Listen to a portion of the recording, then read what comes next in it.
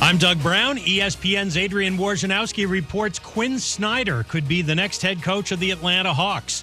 Nate McMillan was fired 3 days ago. Schneider resigned last year as coach of the Jazz and is now talking with the Hawks. 7:30 Eastern for an NBA doubleheader on ESPN. The Bucs host the Heat, followed by the Suns hosting the Thunder.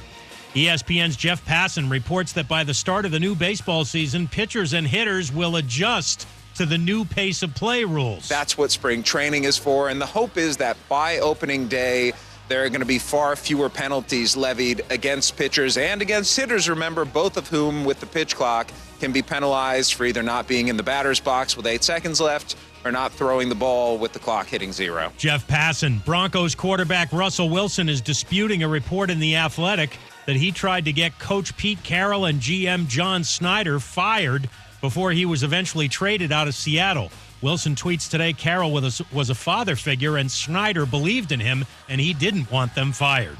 Think O'Reilly Auto Parts for all your car care needs. They're close, convenient, and have the parts you need fast, along with excellent customer service from professional parts people you can trust. Stop by your local O'Reilly Auto Parts today or visit O'ReillyAuto.com.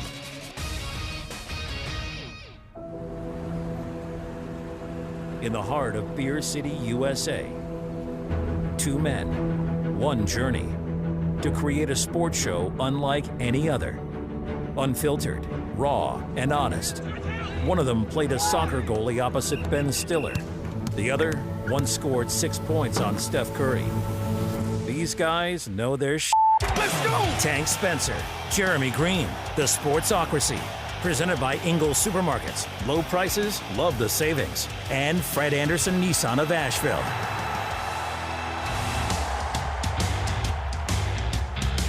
And welcome into the Sportsocracy here on a Friday. It is ESPN Asheville. We're in the Ingles studio. Jeremy, you're making faces and it threw me off. Computers do weird things sometimes. It is the Sportsocracy. We are heard everywhere on the iHeartRadio app. Seen everywhere on YouTube. Just go to thesportsocracy.com, click that live video link. Don't forget to subscribe to the channel so you can join us in the chat each and every day. And, of course, we're heard locally on 92.9 FM, 880 AM, and 1400. So the Sportsocracy is, I see what you're making the face about. Yeah. Camera angles are fun. Yeah, this is we're getting there. Just give me a minute. He'll fix it. No worries. Get with us on the YouTube stream and welcome into the Friday edition of the program. I don't have a hat on, so our streaming software felt like you need to see more of the glory that is this. Just I don't know about that. My hair's got a date tonight. Let's go. Going to Joe Lasher Jr. single release tonight. Let's go. Oh, that's Twisted Laurel at Weaverville. Let's go. That's going to be fun. You got a date tonight. I hope it's with HWA. Of course it is. She loves it. I mean, because your hair screams, I've got a date with Tanya from the trailer park. Hey, I work hard to look this trashy, okay? It's a whole vibe.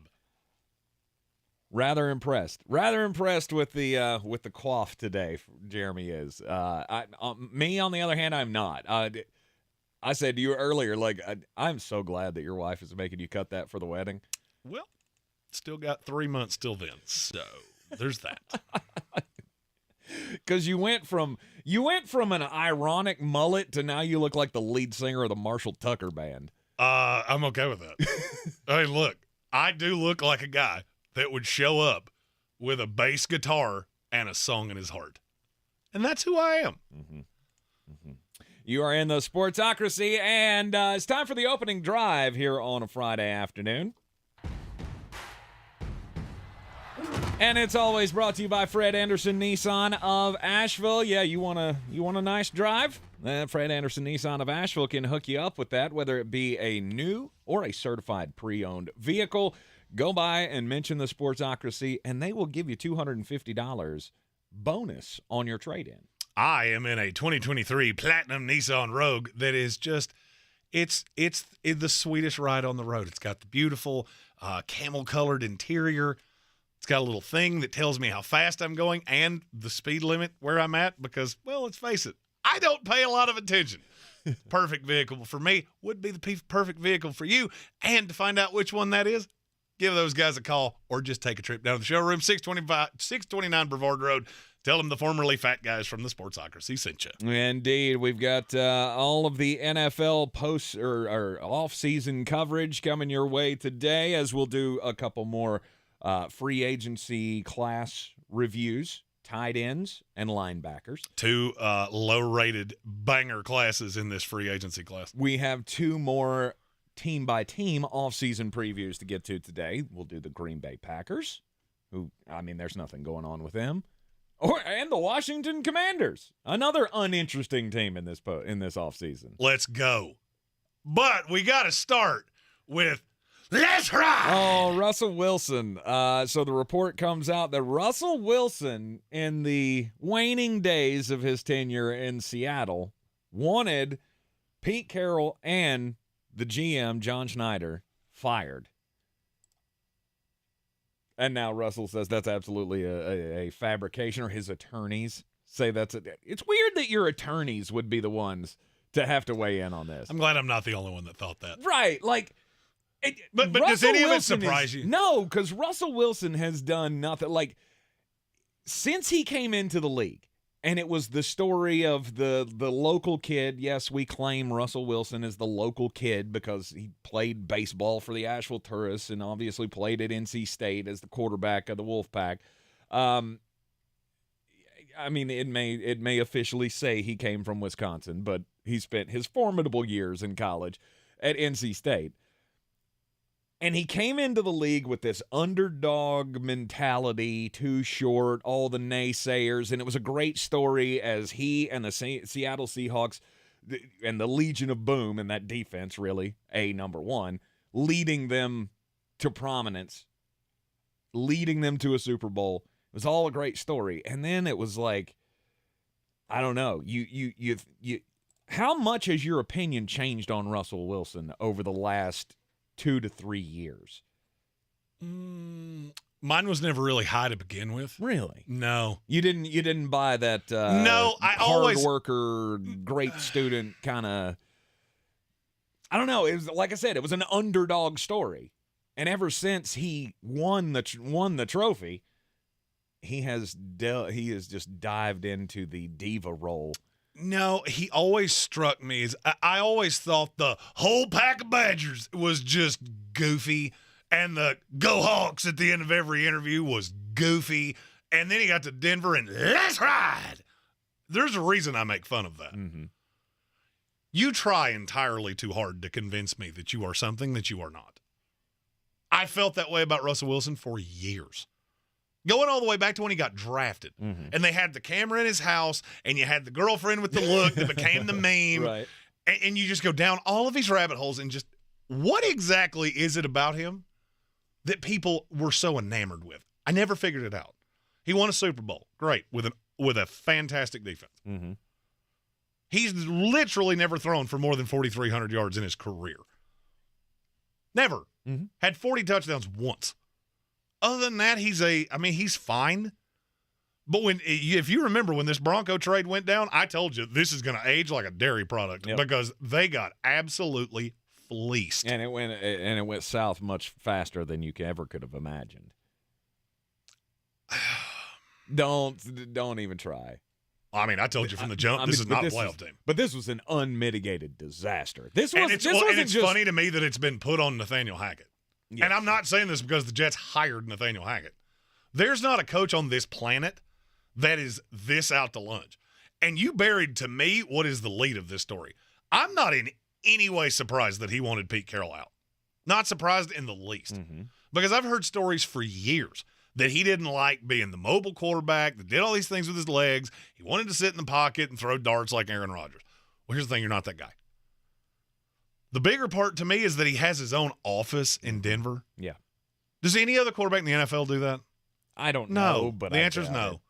None of them would even ask. And for some reason, in my head, I have this vision of Russell's office, and there's a big painting over the desk that he had commissioned of him and Sierra on a Bronco, and they're naked, and it's an oil painting, and at the top it just says, "Let's ride," and he's got the little pew-pew Stetson Bennett fingers. Right. All this story coming out of a report from The Athletic, and the details of the story go through his first season, and according to this report, I'll just read it to you. It says, The Athletic also detailed issues with Wilson's first season in Denver, with players, coaches, and staff members questioning some of the control that the quarterback had.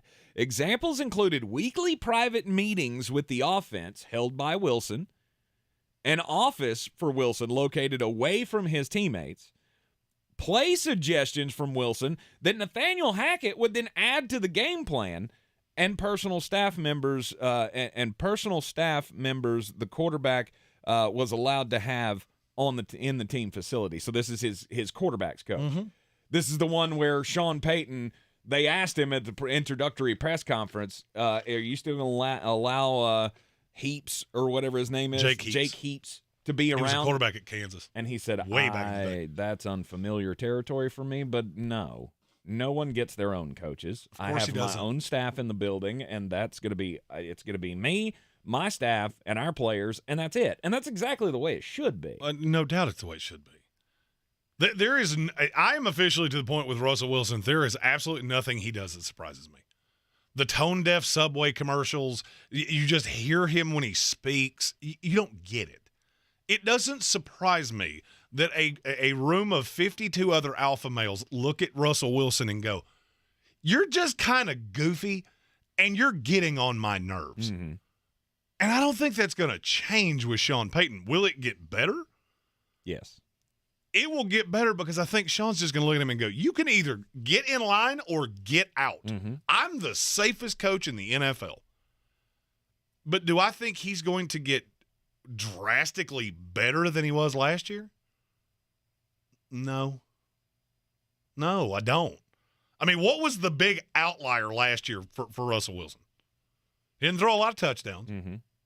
That was an outlier. Touchdown rate was lower. Nothing else was all that out of the ordinary. He didn't run nearly as much as you expect. He got sacked way more. Well, he's a 34-year-old quarterback that's relied on his legs. Yeah, guess what? That's going to happen. Mm-hmm. It's going to happen, and it's going to get worse. Mm-hmm. Because as you age, you don't get faster. And now he got exactly what he wanted, and it was shown to be an unmitigated disaster. Because he had the control. Because he was running the show. You just can't do that. There's not an NFL franchise that can run that way. No, and this is what I was saying yesterday when we were talking about Captain Hiawaska and his weird act, mm-hmm. and the reason I don't want it around a young team. I just saw this. I just watched another guy that's a little bit bizarre go into a locker room that I never felt like it was a great locker room. But it was a lot of young guys, and you were trying to put in a culture, and he was the weird guy that shows up doing sleight-of-hand magic tricks, mm-hmm. wearing a sparkly coat that has his name on the back of it. That's what I see out of him. And so you said, how much has my opinion changed? It's lessened, but not much. This is the same goofy kid that I've thought he was for a long time. Yeah. I guess it's because I'm goofy as well that I can look past that and go, well, that's some people are just weird. I embrace my weirdness.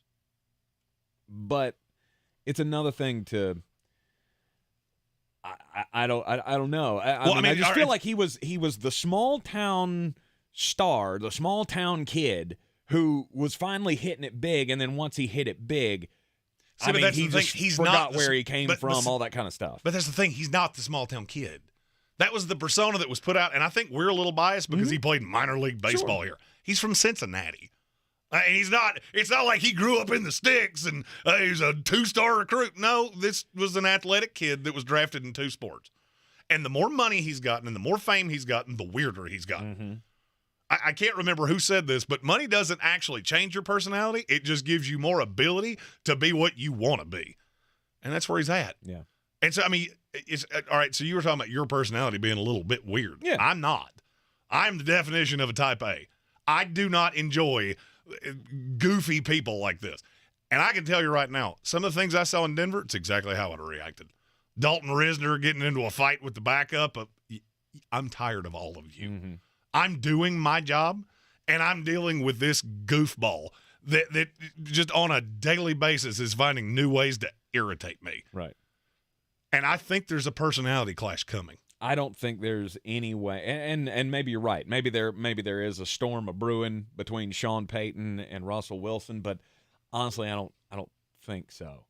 And I think this is going to work. And I don't think there's much path for him not to be better next year. All right. After the break, I want you to explain to me what you just said, because to me, this is the definition of insanity, is doing the same thing over and over again and expecting a different result. And I don't feel like there's not that many new tenets to this Bronco team. And I keep hearing what you said. And like I said, I think it will be better. I don't see a path that's going to be drastically better. So after the break, you can explain to me where I'm wrong. You're in the Sportsocracy. It is ESPN Asheville. Cherokee Center, Asheville, March the 2nd through the 6th for the 2023 Ingalls SoCon Basketball Championships. Experience fun for the whole family as your favorite teams compete for the championship and a berth to the NCAA tournament. Get your discounted tickets to the 2023 Ingalls SoCon Basketball Championships today at your local neighborhood Ingalls Market. For more information, visit SoConHoops.com. That's SoConHoops.com. I believe real estate isn't about properties. It's about people. I'm Clarissa Hyatt-Zach with eXp Realty, serving all of Western North Carolina. Navigating the home buying and selling journey can feel overwhelming at times, and that's why having an agent who cares about you and your needs is key. I'm a native of Western North Carolina, and I close over a home a week. I'm an expert in the market, pricing my sellers correctly to net you the most money, and working as a skilled negotiator for my buyers. Please give me a call today at 828-774-6343 to set up a complimentary market analysis. Rogue Combat Club, Asheville's home for comprehensive martial arts training, has a goal for our community, one that's stronger, more fit, and unwavers in its support of one another. Rogue Combat Club's instructors have competed at the highest levels and offer classes for everyone from young children to adults in Brazilian Jiu-Jitsu, Muay Thai, and wrestling. Rogue Combat Club classes can help you boost your self-confidence and self-defense skills while weeding out the egos and intimidation found at other gyms. Join today at RogueCombatClub.com. Have your outdoors and running water too with Luxury Lou, the tasteful solution to portable bathroom rentals. Family owned and local, Luxury Lou Rental provides modern bathrooms on the go with running water, AC and heating, flushable toilets, and elegant designs. Luxury Lou's are perfect for weddings, corporate events, remodels, and more. Don't leave your well-dressed guests to use a dirty porta-potty John. Ew. Turn to Asheville natives. Luxury Lou. Visit LuxuryLousRental.com. If you're like me, when I'm working with wood, safety is my #1 priority. That's why I use the Wall Manscaper. With its patented wraparound guard and safe touch blade, it's the safest tool for whittling below the old carpenter's belt. No nicks, no cuts, no fear. So protect your package, and all of you, with a full set of Wall Manscaper tools. Groom safely, my friend. I'm Martin Hoke, the inventor of Navage Nasal Care, and I love Navage. I've told you about how your nose is the body's air filter, that Navage's powered suction will help flush out allergens, viruses, mucus, and germs, and that Navage will help you breathe better. But what do other people say about Navage? Like Josh, quote, "After walking around my whole life being a mouth breather, I was excited to try Navage. I read the directions carefully, pressed the button, and oh my gosh, what a sensation. So much mucus, so much crud, but oh sweet, merciful air I can finally breathe you through my nose. Never have I ever taken such an amazing breath in my life. This is a life changer," unquote. He's one of over 100,000 online reviews praising Navage, the all-natural solution trusted by over 3 million people to help you breathe better, sleep deeper, snore less, and stay healthier without drugs. Navage is available at Walmart, CVS, Walgreens, Target, Rite Aid, and online. Navage, Navage, clean nose, healthy life.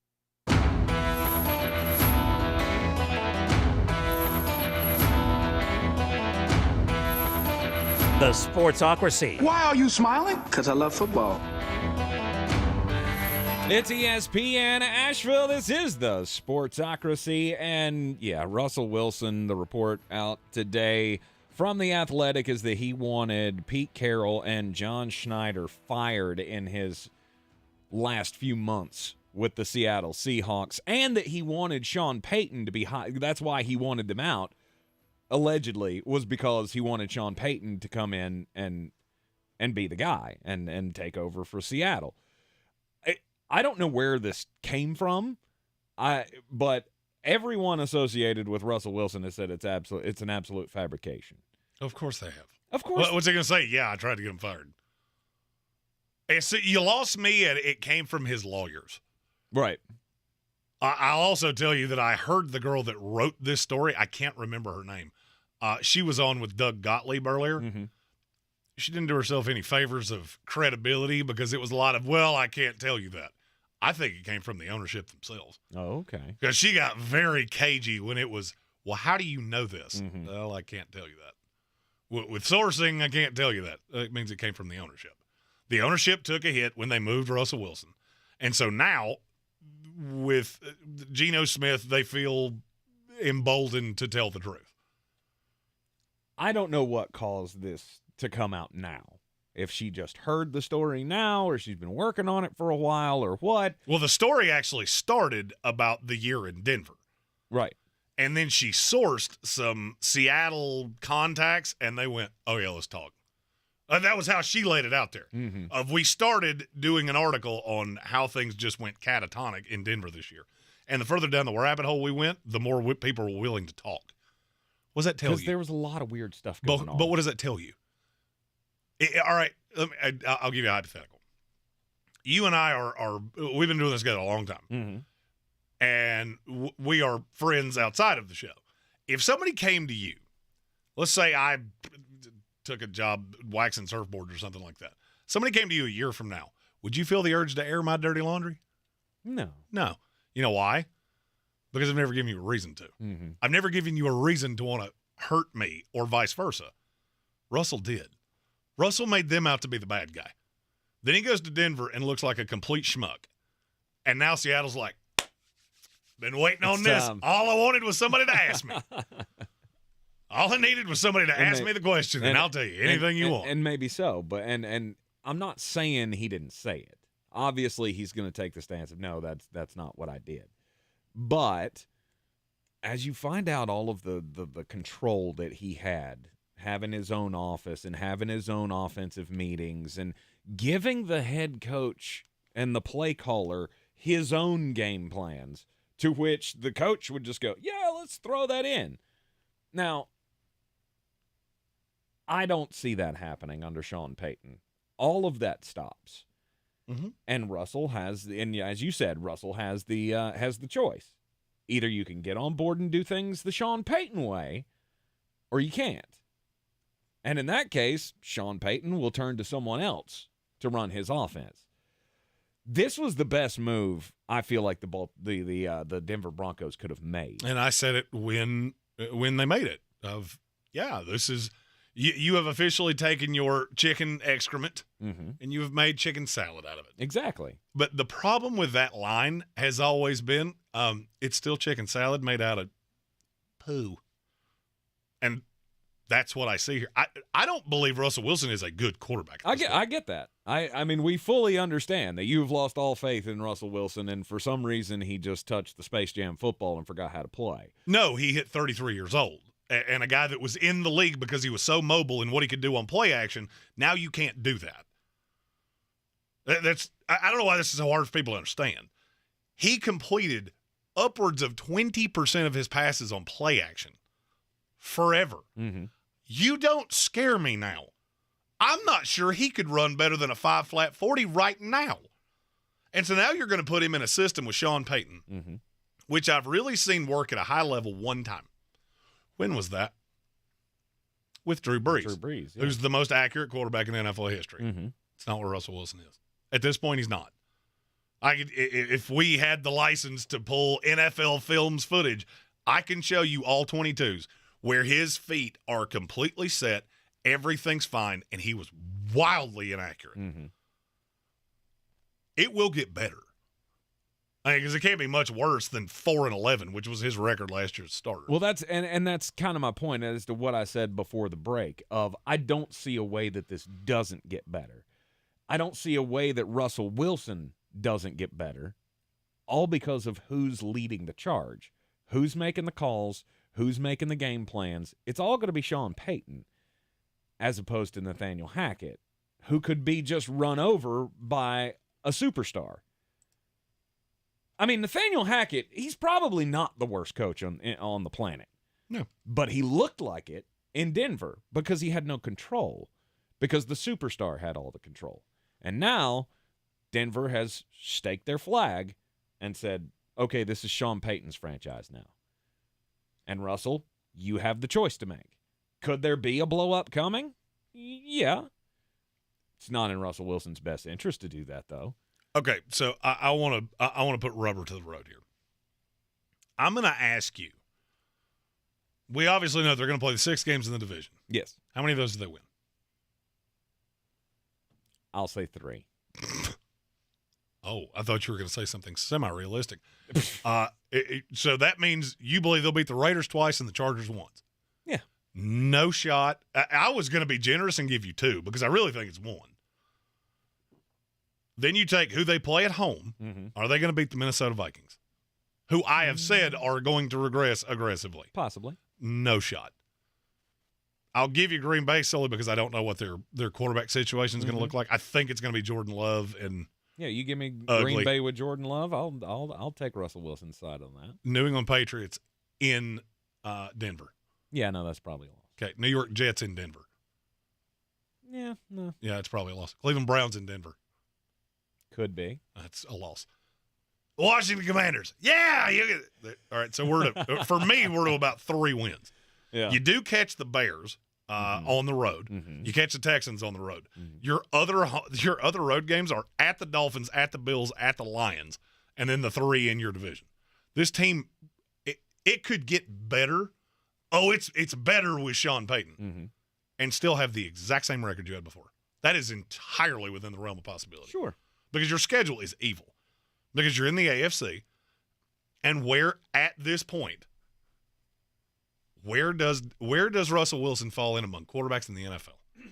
Let's say rose-colored glasses, this goes as well as it's ever gone, and he has a resurgent season.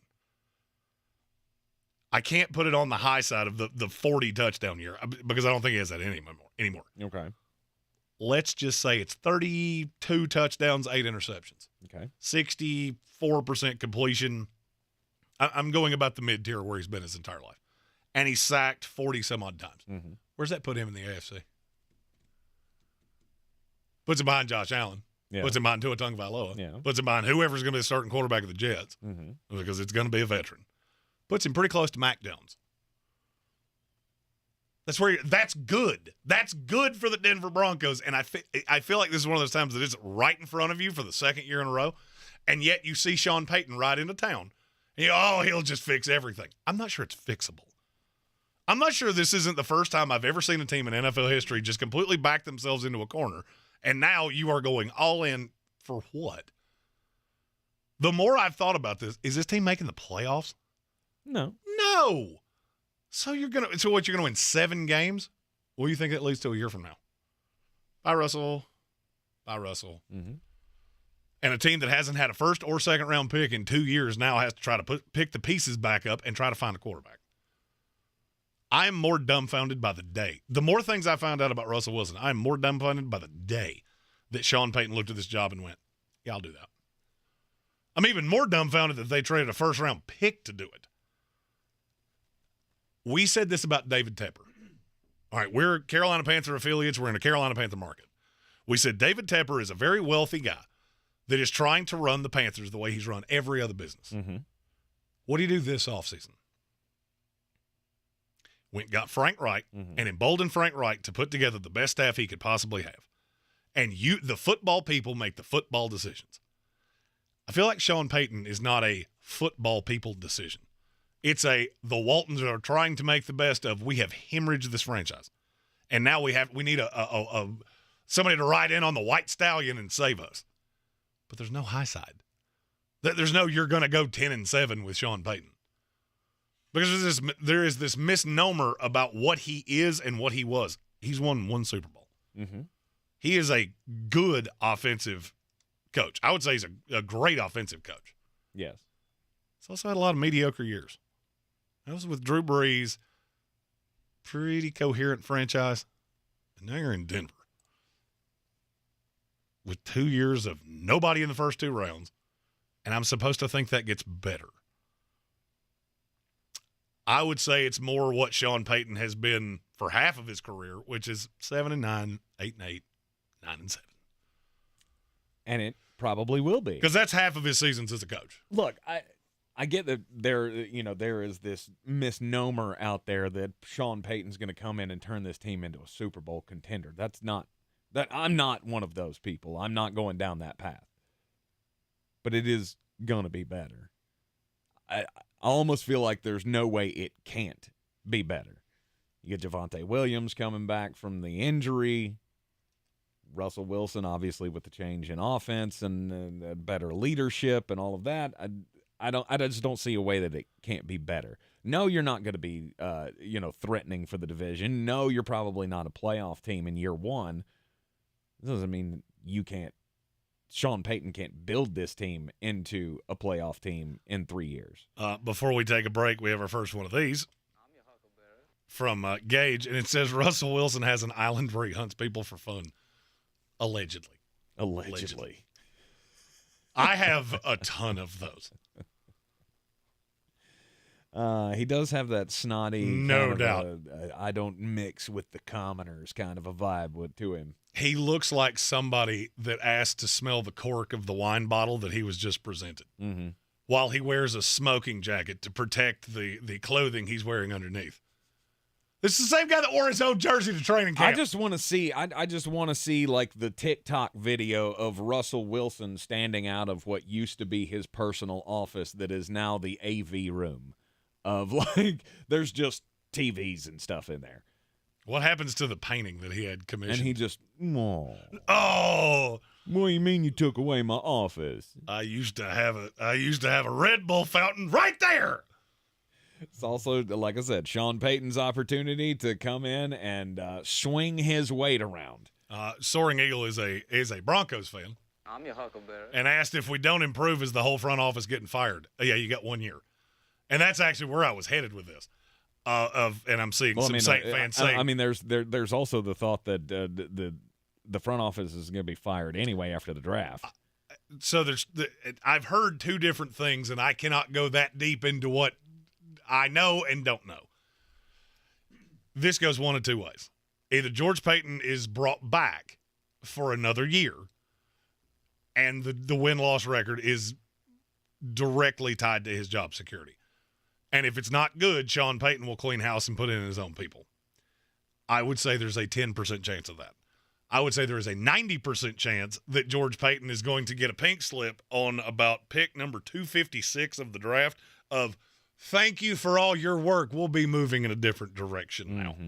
And that's when I will go, okay, now I believe Sean Payton is full. And I think that anyway, but I need to see you do it.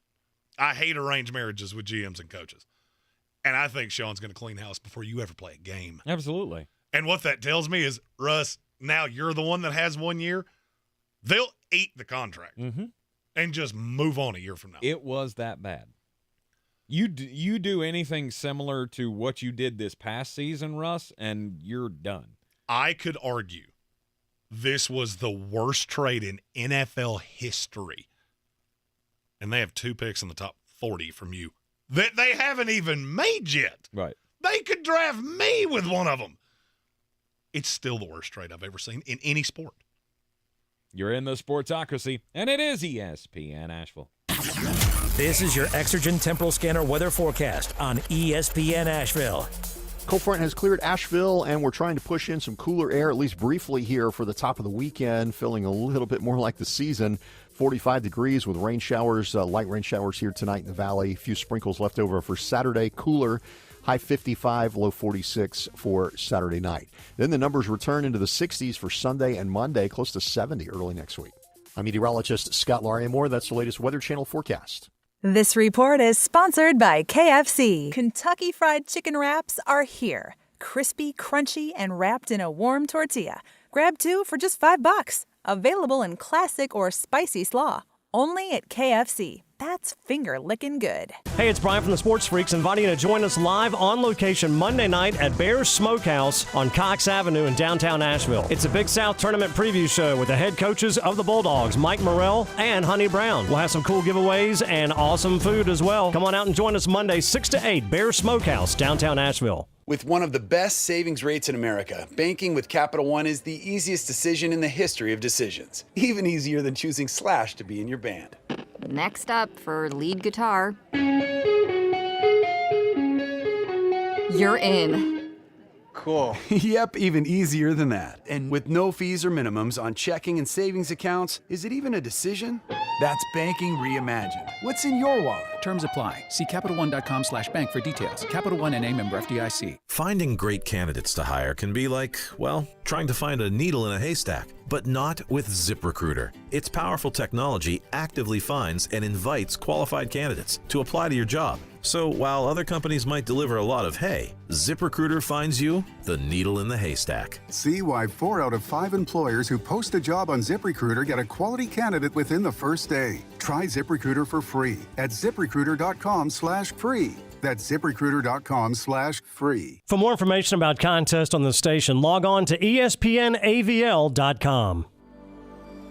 Our communities are filled with wonderful people who make living here great. At Home Trust Bank, we're proud of that. And that's why we focus on helping homeowners prepare for what's next. Our local mortgage bankers have the experience you need and exceptional personal service you'll appreciate. Home Trust Bank is ready to help make a house your home when it's time to buy. Visit your local Home Trust branch or go to htb.com/mortgage. When I finally drove the old car into the grave, I knew there was only one place I was going to go. Fred Anderson Nissan of Asheville, home of the family plan. And yes, they treat you like family. I went in, told them what I was looking for, told them my budget, and in no time, I was signing the paperwork on my certified pre-owned vehicle. They have the area's largest selection on quality pre-owned vehicles and certified Nissans. They go through a 167-point inspection, so you know it's not going to let you down. They gave me the Carfax report, so I know the history of my vehicle. And the Fred Anderson family plan gives me things like oil changes and car washes and loaner cars if I have to have major work done on the car in the future. For me, buying a car has always been an intimidating thought. But the folks at Fred Anderson Nissan of Asheville made it super easy.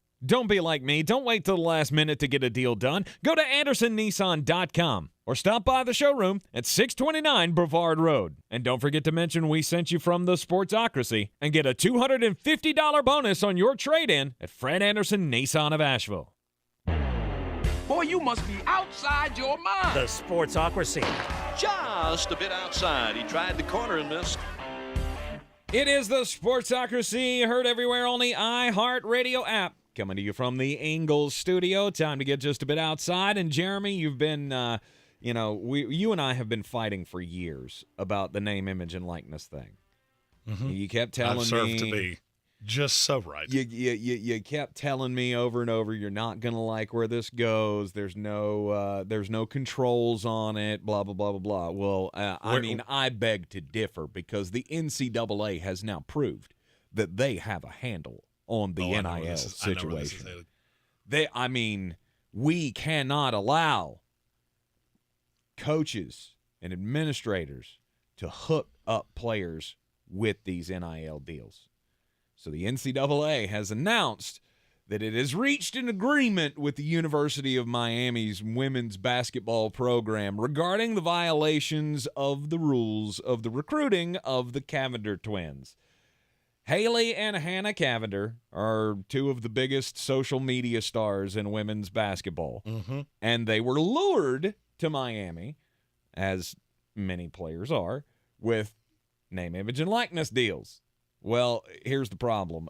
The coach, Katie Meyer, played a significant role in making sure that deal happened. See, here's the thing.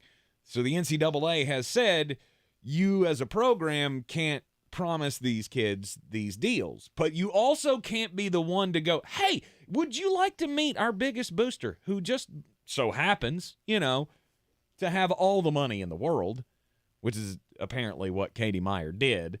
That was a level 2 violation. And the deal is that we're going to fine you. We're going to fine you. So the women's program at Miami is getting a year of probation, and they have to pay $5,000. I mean, that's how will they ever recover? We've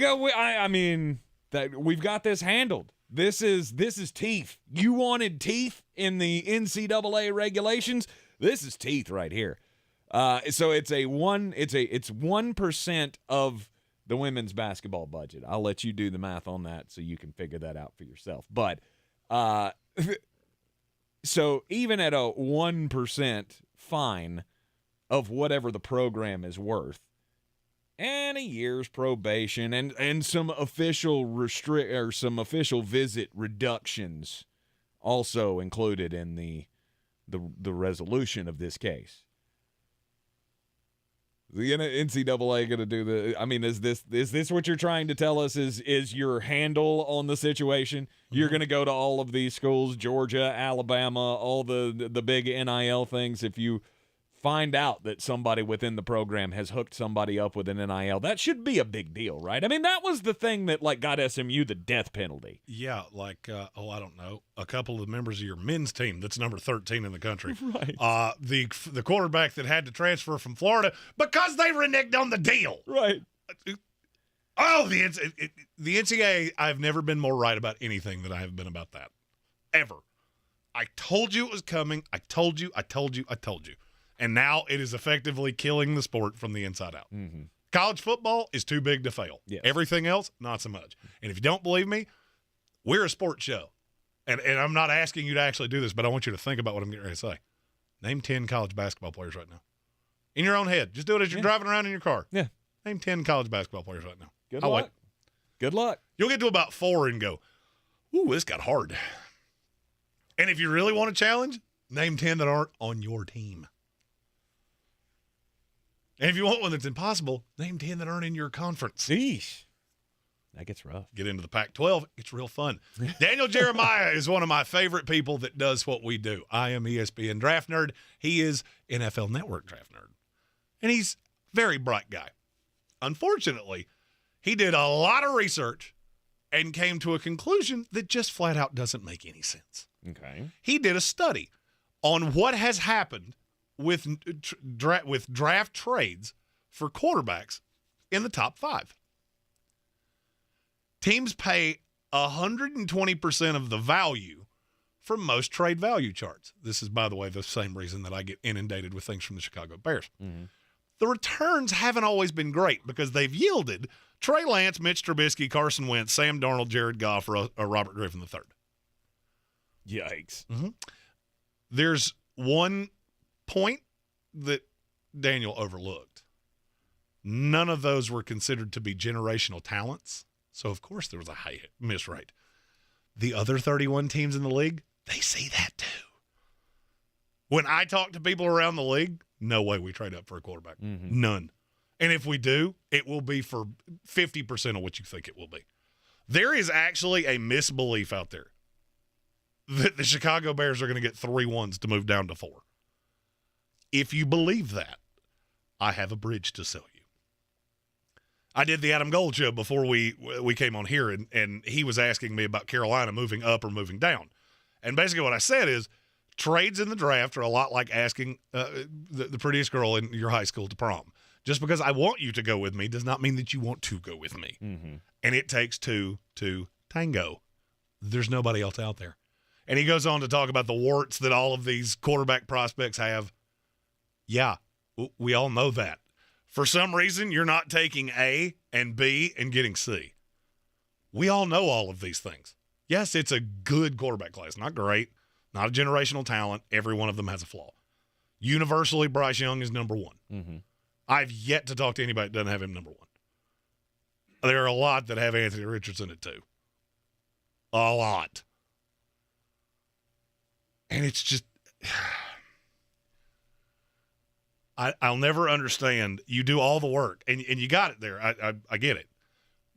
but you don't have the ability to make the hypothesis of, well, why would teams keep doing this? Mm-hmm. We just do it because this is what we do. We need a quarterback, or I call your bluff. I call your bluff. You want to trade down from 1? Cool. What are you going to do? If I stick you at 1 and you have to take that player at number 1, what are you going to do? Mm-hmm. This is the reason I've said the entire time, do not be shocked if they take Bryce Young, because that pick has way less value than you think. They're not getting the haul that everybody expects they get. But, I mean, not only are there not teams that are dead locked in on moving up, they have all these requirements on where they'll go. They won't get out of the top 4. No. Because they want Jalen Carter, they want Will Anderson. All right, so that has completely limited your potential trade haul to 2. They're in the same division, and I can cut through the smoke that they have been feeding you because Houston's not moving up either. Mm-hmm. Houston may or may not take a quarterback. They're certainly not going to move up to get one. It's comical to me. And I loved Daniel Jeremiah. And the research he did was very sound. Mm-hmm. I just feel like he stopped a step short of, oh, yeah, that's why because it's ended so badly with so many Jared Goffs and Carson Wentz and Trey Lance and Mitchell Trubisky's. Yeah. In our YouTube comments, we have a slew of Russell Wilson one-liners. Oh, gosh. Stephen Tout, Russ says mayonnaise is too spicy. Sloan Jordan, Russ puts ice cubes in his soup because it's too hot. Hey, there's nothing wrong with that. Do you do that? I actually put ice in my coffee because I don't like hot coffee, like super hot. Oh, shut up. I've seen you do it too. Yeah, because the coffee that comes out of our pot comes out at the temperature of the sun. Right. And I put it in a Yeti so it never cools down. I don't do it in a regular cup. It'll cool down in 4 minutes. Well, I don't do it in a regular cup. You got to do it in a regular cup. You're just weird. Stephen Towle, Russ eats chicken wings with a fork. That's a good one. That is a good one. There's a lot of those. Keep firing those at us. We'll keep throwing them out as we see them. I like Sloan Jordan's better. Russ always has to be the little spoon. You're in the I didn't see that one. You're in the Sportsocracy here on ESPN Asheville, 92.9 FM, 880 AM at 1400. Yes, please keep those coming. Oh, yeah, those are good. Those are fantastic. We still have off-season previews to get into. We don't have time to delve into one here before the end of the hour. So we will have the wide receivers, the tight ends and the linebackers the free agency rankings coming up for you later on in the program in the next hour. And we've got to talk about Green Bay and their offseason with Captain Hiawaska just getting out of the darkness retreat. Are they going to make a deal? Do they have to settle for bringing Aaron Rodgers back? Will Aaron Rodgers accept that kind of a deal? Or will he just flat out retire? There's so many ways that this could go down. And then the Washington Commanders. You still have Ron Rivera, so that's a knock for me. However, I do have a lot of faith in Eric Bieniemy. You got Eric Bieniemy and a dedicated QB1 that we all know is going to be a Pro Bowler at some point, much more like worthy of being a Pro Bowler than Tyler Huntley, but still, Sam Howell is going to be the starting quarterback for the Washington Commanders next year. Eric Bieniemy taking the full-time job. We'll get into all of that over the next 2 hours of the program. I don't know what to do with myself outside of football season. Like now, I know basketball's coming around, and we've got, I'm super happy to talk about college basketball. We've got the Carolina, in a month Virginia. That starts with M. Right. We've got the Carolina, Virginia game coming up this weekend. I'm sure there's going to be another race. It's hard for me to get excited about anything on the weekends. I miss my football. Oh, I'm shocked that you're not trying to get me to talk about UFC 487 or whatever this is. No, that was last week. Oh, there's another one this week. Oh, is there a fight night Yes. this week? I haven't even looked at the card. I'm shocked you haven't, because every Friday it's we got a great fight coming this weekend. I'm like, here's the thing. It's not a great fight. I'm still decompressing. All right. You're still decompressing? I'm still from football season. And by the playoffs, it's just I'm cooked. And then we go directly into the draft. Mm-hmm. I got 3-round individual team mock drafts coming out next week, which have taken a lot of my attention. If you felt the urge to troll the 2-round mock draft, you may get highlighted in these. I can't promise you I'm going to be nice. Sorry. Oh, so you had a little more trouble out of the fan base than you expected? Is that it's I get it. It's common. It's just a lot of people say things to me, and I'm like, I love when people talk down to me like they know, like somehow they've got sources and said, well, this guy that walks my cat went to church one time with a guy that works for the Seattle Seahawks. Oh, awesome. Do you think I just pulled this out of thin air? You think all these things I just conspire at my own head? Right. Okay. That's not quite how that goes, but Lisa Evansell might have just had the winner. Russ tells the bartender he can't do anything over 5% alcohol. Let's go. And he really would like it to be a nice Moscato that he could enjoy the tannins. Frankie Cleary says Russ has a flamingo float in his bathtub. I like that. GG Gambling said Russ uses water wingies in his own pool. Oh, this is a fun game that I didn't expect to play today. Yeah, GG Gambling says about the comments about the weekend. But we have XFL now. Yeah, there was a game last night. Anybody know what happened? AJ McCarron happened, and they won. Bane could have showed up in the middle of that game, and I still wouldn't know what was going on. Oh, no, I would have told you, because I would have done that voice. I am Gotham's reckoning. I would have been doing that all day. You are in the Sportsocracy here on ESPN Asheville. Coming up next is Jeremy's Bangers for the Night. Everyone's heard about the housing market and this being the best time to sell a house in years. But the same thing applies to cars. Whether you're looking to buy a car, trade in, or sell that car in the driveway collecting dust, Fred Anderson Nissan of Asheville wants to buy your car. They have 2 on-site managers that work with Kelly Blue Book to give you top dollar for your vehicle. You can even have your car appraised instantly at AndersonNissan.com. Stop in and visit them today at 629 Brevard Road in Asheville or call them at 828-365-1663. It's time to discover the convenience and time savings of contact-free pickup with Ingles Curbside. Just visit shop.ingles-markets.com or download the app. And your Ingles personal shopper gets to work with specialized training on how to select the freshest items for a pre-scheduled pickup. They'll even text you with updates. You pull up to a designated space and your personal shopper delivers your items right to your vehicle. Fresh, fast, and affordable. It's all in the bag. Ingles. Low prices. Love the savings. If cleanliness is next to godliness, look around the car right now. Is that very godly? Look, life comes at you fast, but so does WNC Auto Detailing. They have the tools to make your interior look like it's coming off the showroom floor. You don't believe me? Check them out on Instagram. All that filth and years of stains disappear. WNC Auto Detailing does full interior and exterior details with paint correction, and they do wax and ceramic coatings. Call WNC Auto Detailing at 455-3700. Premium care with a Southern hospitality touch. We all hear the radio ads about the IRS. They tell you to be afraid, to be scared, and they try to frighten you into calling. But I'm not here to do that. Tax Relief Advocates is different. TRA is here to tell you that if you owe money to the IRS, whether it's $5,000, $50,000, or $500,000, we have a solution. It doesn't matter if you're sitting in your car at work or with your kids. No matter where you are, call now 1-800-575-9083. Don't lose hope. TRA can eliminate or reduce what you owe to the IRS, and there is zero risk to you. If we can't reduce your tax debt, then you pay nothing. Our passion is taxes and helping individuals fix their IRS problems. We have a 5-star rating on Google and Yelp, and an A+ rating with the Better Business Bureau. Tax Relief Advocates. Real solutions for real people. You don't need to be afraid of the IRS any longer. End your tax nightmare today and call 1-800-575-9083. Once again, that's 1-800-575-9083. Or you can visit us online at TRA.com. I thought learning a language would be too much work, but Babbel makes learning fun. J'aime Babbel.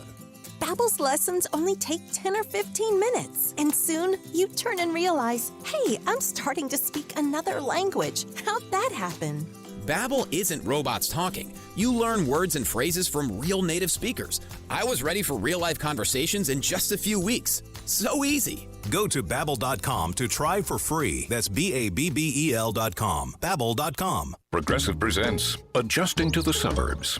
I never thought I'd care about gardening until I bought a house in the suburbs. But now I find myself in conversations about liquid fertilizer, and I wonder, am I the fertilizer guy now? No way. Everyone knows the ratio between phosphorus and nitrogen, right? Yeah, I'm still totally cool. Anyway, when you save with Progressive by bundling your home and auto, that's the easy part of adjusting to the suburbs. Progressive Casualty Insurance Company coverage provided and serviced by affiliates and third-party insurers. Coffee's for closers only. Get them the money. Then when you get the money, you get the power. That watch costs more than your car. Then when you get the power, then you get the woman. Friday night, and it's feeling right for a big night of money-making bangers. The college slate's pretty brutal as we head into conference tournaments next week, so we'll be avoiding that. But I've got 4 in the pros. This is Greene on Greene, brought to you by Ingles Markets. Low prices, love the savings. The New York Knicks are a 2-point dog tonight at the Washington Wizards. Okay, this is too easy. I know that Washington played better heading into the break, but now every team's sitting on even rest, and we'll really see the cream rise to the top. Washington's one of the worst home teams in the NBA, barely over 500 on the season, and the Knicks have actually been better on the road than they are at home. Adding Josh Hart has really added a piece to an already good Knicks roster, and this has blowout written all over it for me. Knicks outright. The Miami Heat are a 1-point dog at the Milwaukee Bucs. So apparently Giannis has something against the Miami Heat. This will be their 3rd matchup of the year, and will be the 3rd that Antetokounmpo has not played in. Milwaukee's only 6-5 in the 11 games he's missed this season, and I believe this is where their 12-game winning streak comes to an end. This is a much bigger game for Miami, who's fighting hard for playoff seeding. Miami's lost 6 in a row in Milwaukee, only covered once in their last 7, and this feels like a great place to get right. Give me the Heat outright. And finally, the Cleveland Cavaliers are a 1-point dog tonight at the Atlanta Hawks. Over-under is 228. Cleveland got me last night. Jamal Murray came back for the Nuggets, and they absolutely got roasted by Nikola Jokic. I got news for you. Atlanta does not have a joker. Tonight, they should have no such problems with an Atlanta team playing its first game under their interim head coach after firing Nate McMillan. We often see teams slowed down with interim coaches. The coach is trying to find his legs, trying to figure out his own way with this team, and I think that's what you're going to see tonight.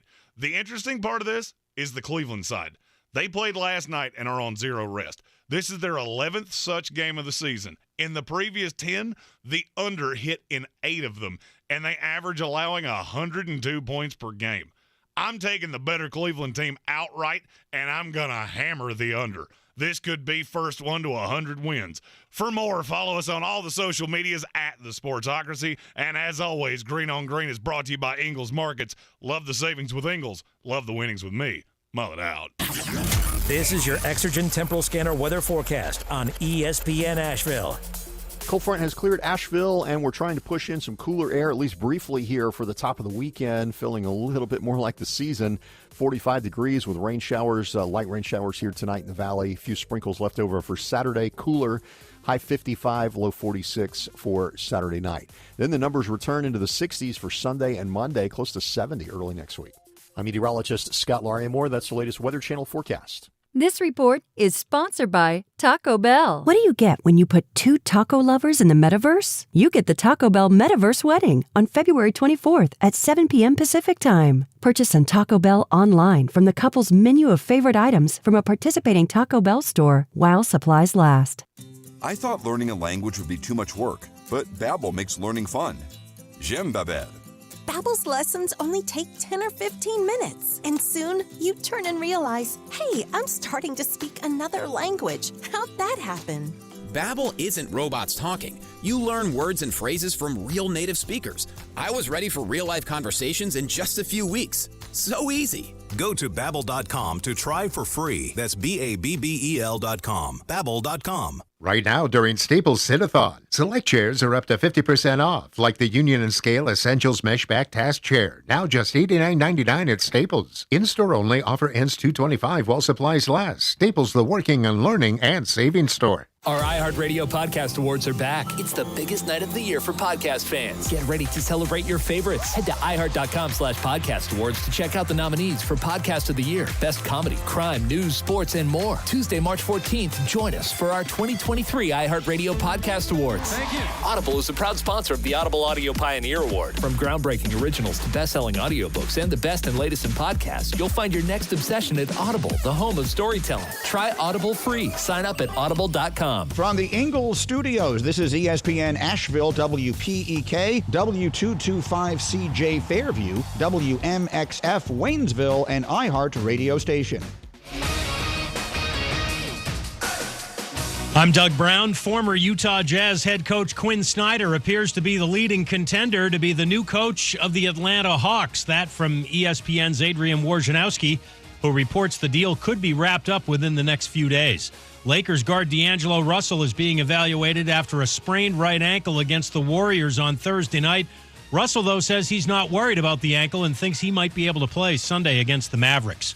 On ESPN tonight, the Heat and Bucs at 7:30 Eastern. Then it's the Suns and Thunder. Phoenix guard Devin Booker isn't buying all the super team talk. I just don't do all the titles and stuff, and as for you guys and everybody else, we have a very talented group. I think enough to, get to where we're trying to go and finish what we're trying to do. So that's my main focus. Devin Booker. Alabama coach Nate Oates says he still believes the university is doing the right thing by allowing freshman Brandon Miller to keep playing. Miller was identified in court testimony this week as having brought a gun used in a fatal shooting to former teammate Darius Miles. Coming up Monday as we wait for Kevin Durant and Steph Curry to return to the court, which one will actually have a bigger effect on their team? Keyshawn J. Willimax, Monday morning, ESPN Radio, ESPN2, ESPNU. He's a degenerate gambler. You are a smelly pirate hooker. And he's cheaper than oxygen. He's useless. But somehow, they make it work. Jeremy Greene, Tank Spencer. There's no holding back in the Sportsocracy. Presented by Ingalls Supermarkets and Fred Anderson Nissan of Asheville. It is the Sportsocracy on ESPN Asheville, closing down the work week. Got a big weekend planned. Obviously, we all know that you're going to be... What? I was just reading He's still reading the Russell Wilson is like a whatever in the Slow chat Jordan. here. Russell Wilson tells you he's whipping up something special in the kitchen and he made ramen with an egg in it. Russ goes to a restaurant and asks for the good ice. That sounds like something you would do. No. You're not an ice chewer? I'm not an ice chewer. Oh, I am.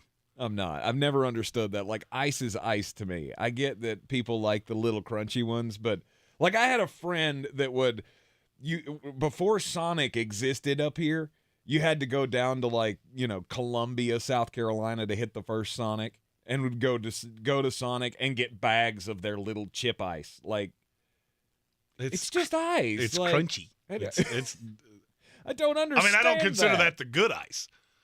It all has its merits. I just need it to not, break my teeth.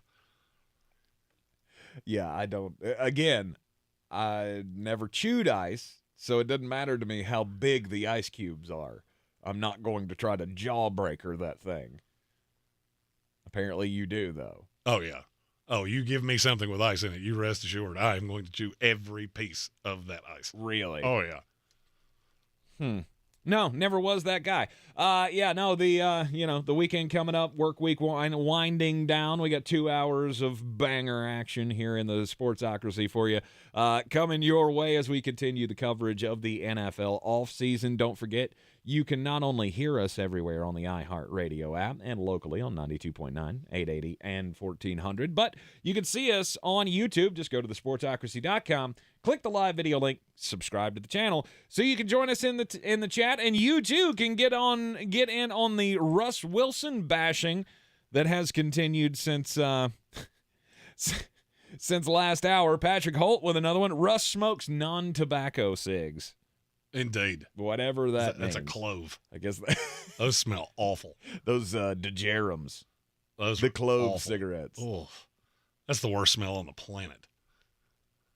It's right behind cigar smoke for me. Oh, you stop that. What? It's annoying. Oh, a cigar's the best. Yeah, no, I've never been a cigar guy. Oh, yeah, I might do that. I might do that tomorrow night. Actually, now that I think about it. Nice. Have you found like the perfect, because that's what cigars are all about, the perfect pairing. Have you found the perfect pairing cigar with your Fireball shots? Yeah, the It's a Boys. I'm a big fan of the It's a Boys. What is that? That's what you hand out of the hospital when it's a boy. I was like, what is that? Yeah, I'm not a... do I look like a connoisseur of anything? I mean, you feel like it feels like you should be the way you live your life, but maybe not. Yeah, maybe not. I'm one of those people that thinks there's a good Walmart. Like I go to the good Walmart. Good for you. With your flowing mullet, I bet you get free stuff all the time too. Yeah. Oh yeah, I have a preferred customer card. It's like I get free stuff all the time because they make me check out my own stuff.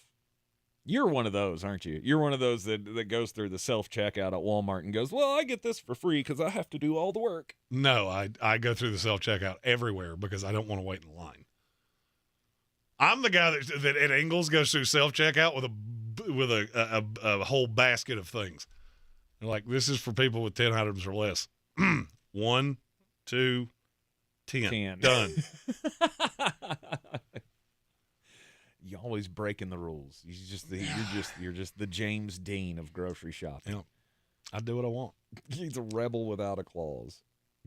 Gage Camplin. Russell Wilson still has an imaginary friend. Oh, don't make fun of Russ. Dangerous.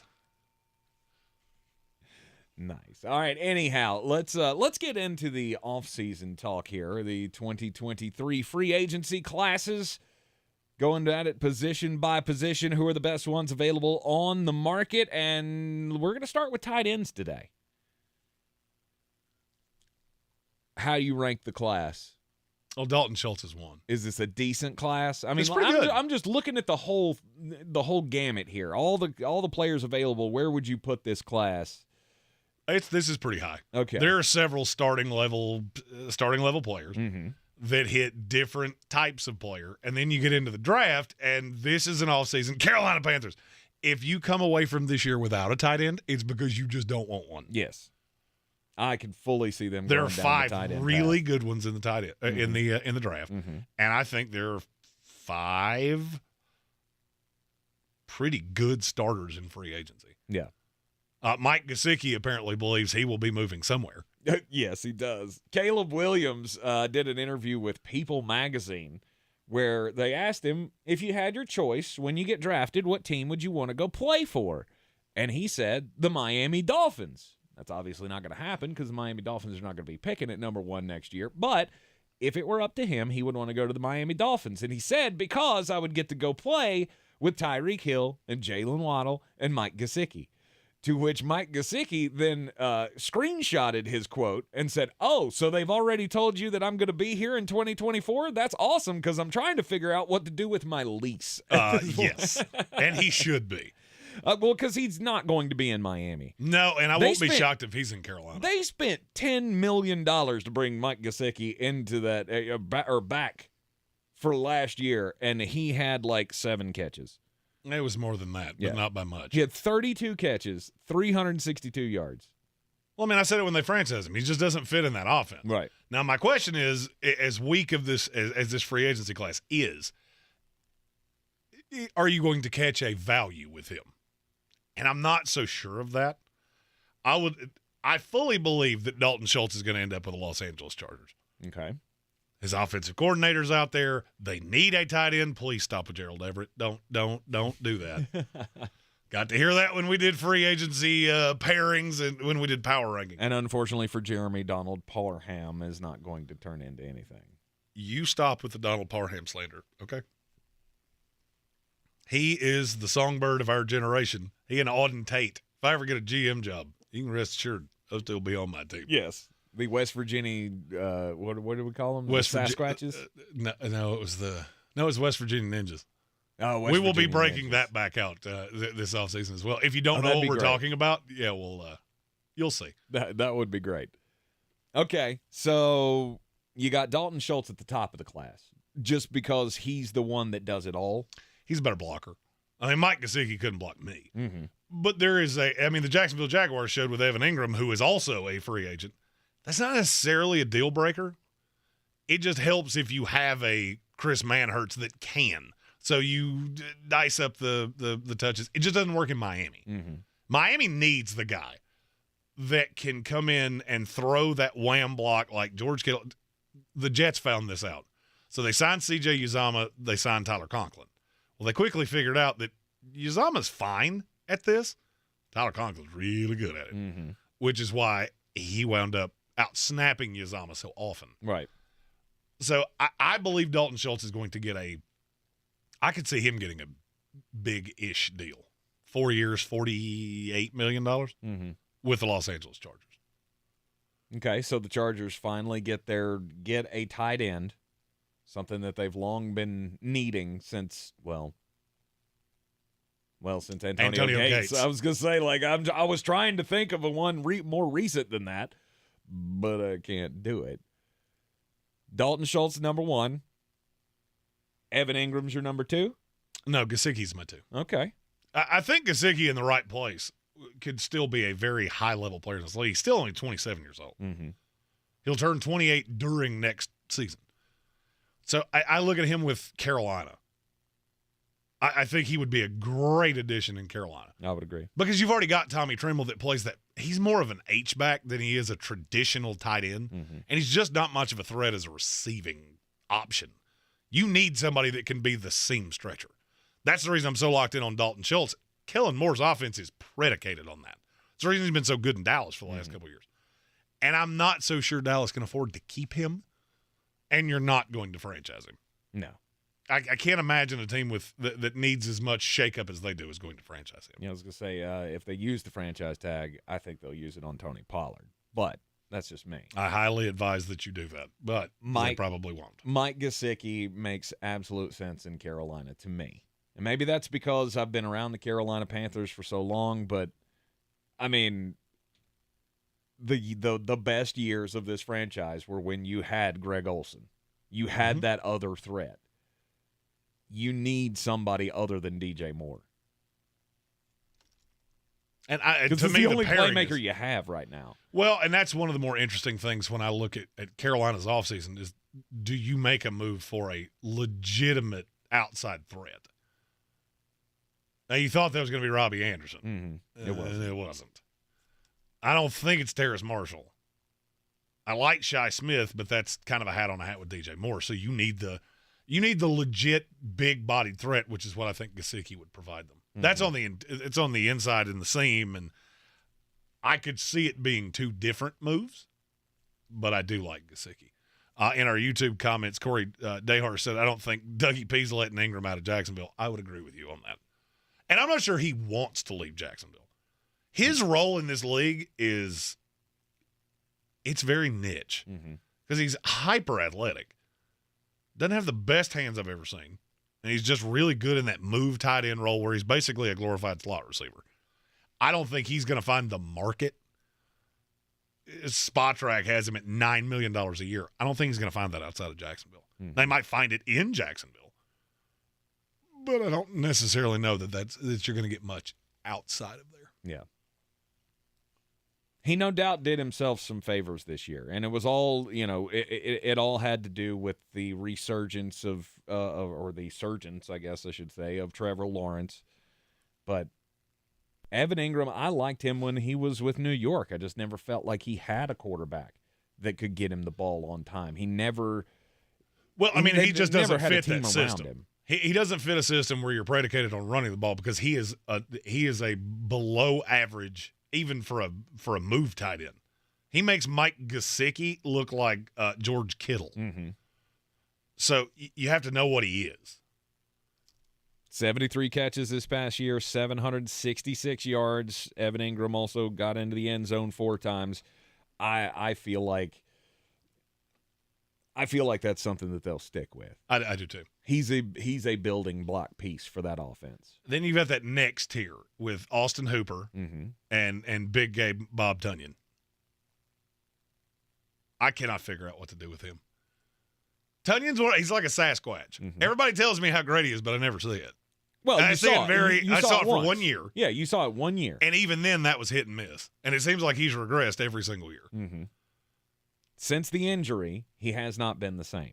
He'll be 29 years old this season, and I don't see him as a player in the market. I just don't see him as a major piece that teams are going to be tripping over themselves to go get. No, I would agree with that. I think he winds up signing about a $4 or $5 million deal, kind of like Hayden Hurst. And I could see him going back to Cincinnati. I could see more teams fighting over Hayden Hurst than I can with Robert Tunyon. And then from there, it gets a lot of backups. And then there's one that just screams to me. It's Irv Smith. I know. You're still clinging on to this hope? I am.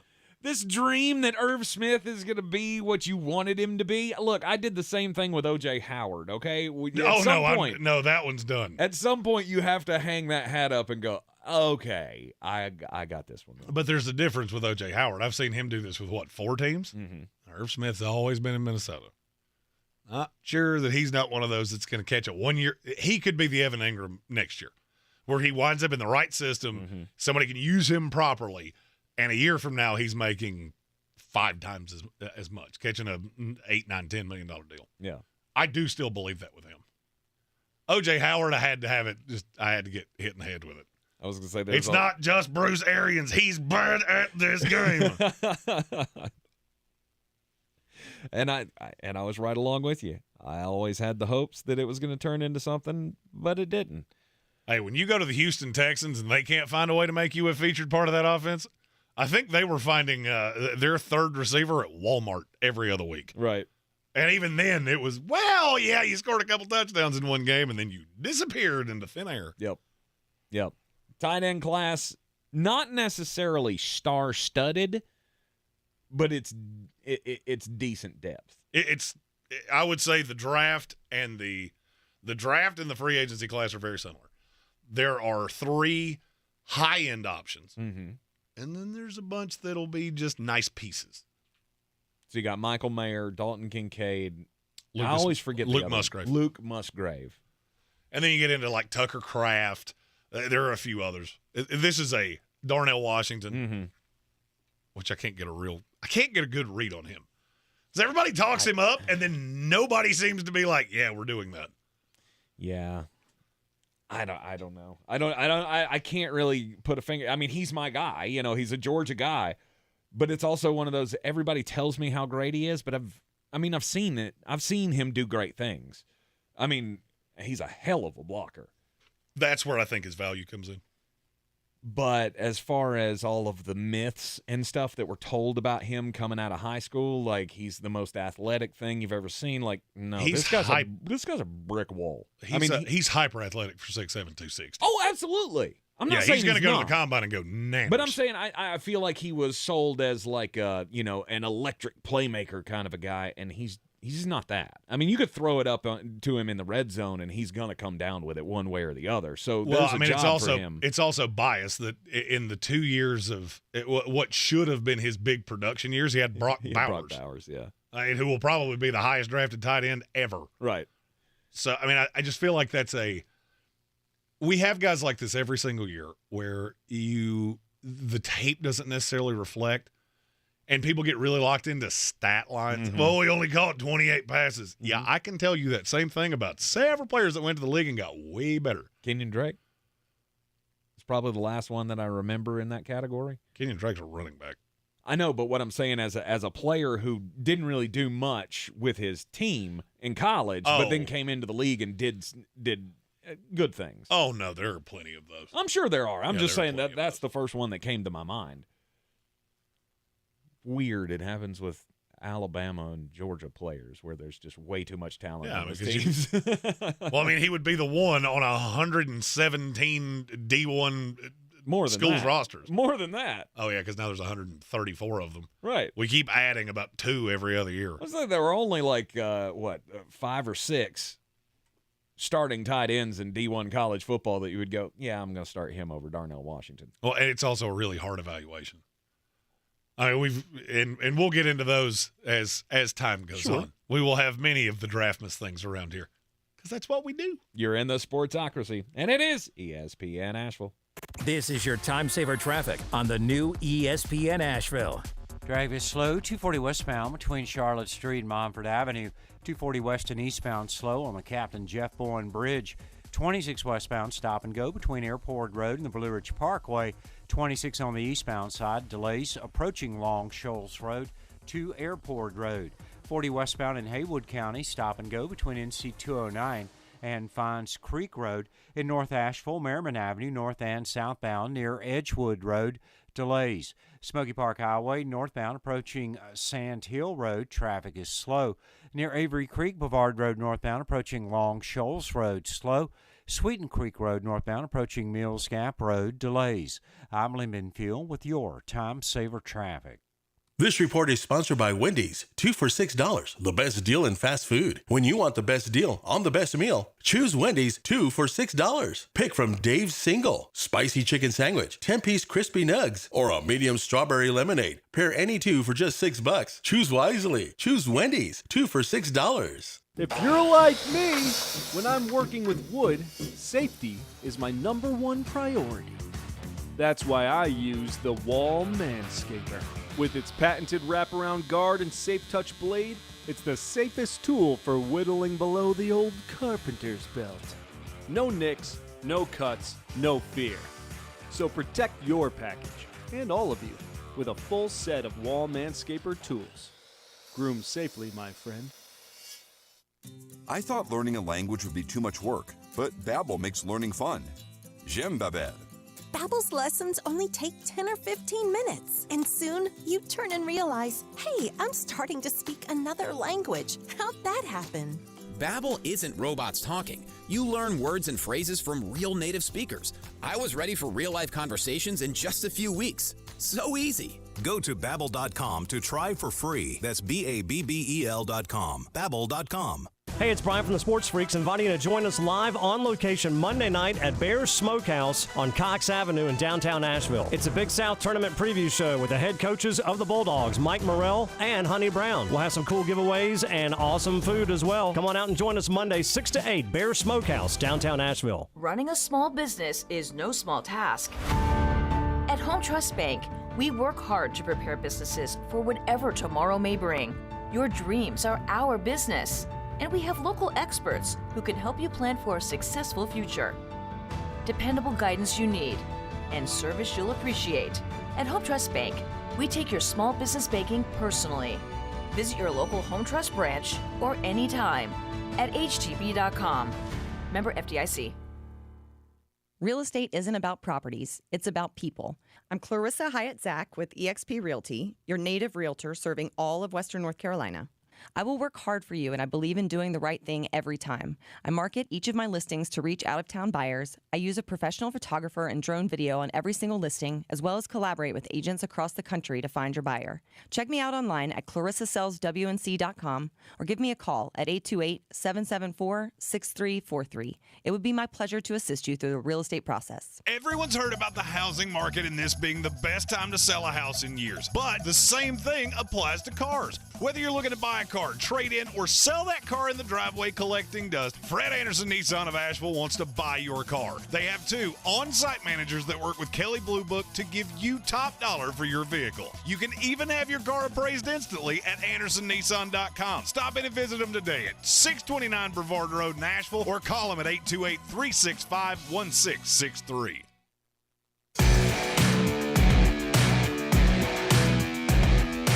The Sportsocracy. That is some good, clean family fun there, eh, Cot? All the family fun here in the Sportsocracy on ESPN Asheville and I keep saying preseason No, we're not in the preseason ready. yet. I'm so ready for the season to start. I know it just ended, but The XFL doesn't do it for me. I'm sorry. Well, I mean, and as time goes on, we've got a new segment that will be debuting not this upcoming week, but the following.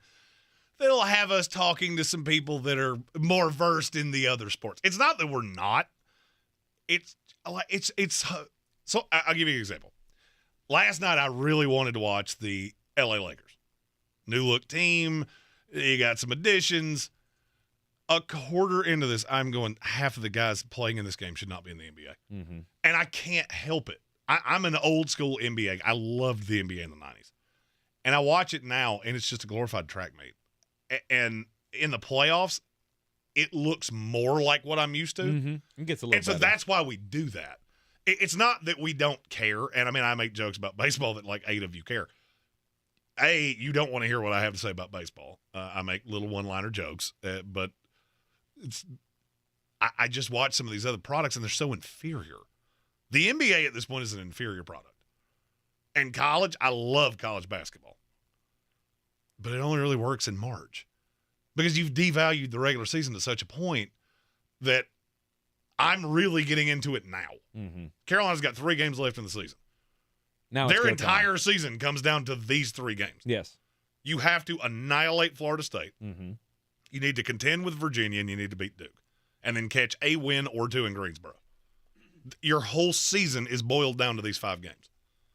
So it's hard for me to care before that. Right. I mean, and I don't know if everybody else feels the same way. I'm sure there's a lot of people that don't. It's hard for me to get wrapped up in these sports that their section of the calendar is shoehorned. Mm-hmm. So we're going to do a lot of college basketball stuff next week. We got tournaments coming up. We'll be at SoCon. I'll be there all weekend long. You'll be running the games, which I do not. I don't know how. I've never done more than one in one day. I love doing the SoCon basketball. So if you're unfamiliar, so here on the iHeartRadio airwaves, whether it be on ESPN or on our sister station News Radio 570 WWNC, we do all of the games on Saturday. So we got 4 games on Saturday, all of the quarterfinals, and we do both games of the semifinals on Sunday. You get into issues with Westwood One having the contract for the championship game on Monday, so we can't broadcast that game. So we will be there. We will be in there the building right. for that. Right. We will be there for that game, but we don't broadcast that game. But quarterfinal Saturday and semifinal Sunday it's a long haul, but it's a lot of fun. So I need to clarify what I said there. It's not that it wouldn't be fun to listen to the game. I'm too neurotic for that. It's 1 40-minute game of me producing. I am so neurotic making sure that I don't miss anything. I don't think I could do that 4 times. Right. By the end of the day, I would be shot. Yeah, 4 times in one day is a lot. Yeah, I'm too neurotic for that. Yeah. I can do my one, and that is why you'll be able to hear me all the UNCA games on WWNC. Right. Anyway, I am just so ready for football season to pop back up again that I keep calling the off season the preseason, and which in a way it kind of is. But anyway, the off season previews roll on here with the Green Bay Packers. Aaron Rodgers is out of the darkness retreat, and what are they gonna do? They're gonna roll with Jordan Love. You think so? I do. I don't see how the Aaron Rodgers thing, and I have it on good authority, we're going to know what he's doing within the next 5 days. Mm-hmm. Well, he knows he's got to make a decision quickly. He doesn't have to do anything. I guess. He doesn't have to do anything quickly. But the quicker he says it, one way or the other, makes me think he's playing. Yes. Because for Aaron, there's not a ton of places for you to land. Right, that's I guess what I meant was that the seats are going to start filling up here pretty quickly if he drags his feet. So, and we've talked about him ad nauseum, and I'm sure we will continue to because it's the story of the offseason. Right. The more interesting for me is Green Bay. All right, so if let's say Aaron does wind up with the Jets and you get the 13th pick, I'm not so sure that you're certainly not in better shape. I don't think it's as the sky is falling, as many are letting people believe. That roster is still better than half of the NFC just by showing up. If you're healthy and can be even a coherent defense, you're no worse than a back-end playoff team. Maybe you catch something in Jordan Love. I have never seen anything in him that makes me think he could be anything. No. There is a report out today that they are planning on picking up his fifth-year option. Okay. It's 10. I think it's $10 million. I'm not sure exactly why you would do that, but if this year goes well, you're paying $10 million for I can a tell you decent why you do quarterback. it. I can tell you exactly why you would do it. Because where are you going to have the opportunity to do anything better? First of all, free agents are not going to Green Bay. Mm-hmm. I've always laughed at this misconception of, well, Green Bay doesn't put much into free agency. Nope, that's a hard sell. That is a hard sell to free agents of, hey, come up here where it's 25 in September. I think I'll go to South Beach, which has no state taxes and it's warm. Mm-hmm. Wisconsin's tough. It's tough to sell people on a small market, but you do have the history on your side. No doubt. You have an all-time winningest, according to winning percentage, coach that is there in regular season anyway. Can't win in the playoffs, but still. Well, I mean, and the roster is really talented. Mm-hmm. And I think you will still be able to find guys in free agency to come. It's just it's not the sell that you would want. Well, it's a harder sell without Aaron. Tropical locales to be. John Carmen in our YouTube comment said, Rodgers isn't going anywhere. I think he likes the village atmosphere at Green Bay. I'm not going to disagree with what you just said. I'm not sure Green Bay wants him back. I think they're at the point of, okay, we now have to rip the Band-Aid off. Mm-hmm. And if you remember, they got to the same point with Aaron Rodgers of we drafted your replacement, and this was with Brett. Brett had dragged his feet. Well, now you're pushing me up against this could be a completely wasted draft pick because he's allegedly going to ask for a deal if Aaron Rodgers comes back. So the fear then would be, okay, what happens if we trade Jordan Love and he actually turns into something? And we held on to Captain Ayahuasca just to be the 4 seed in the NFC and get beat in the divisional round. That makes us look stupid. Mm-hmm. That's one of the most undervalued things that people never talk about.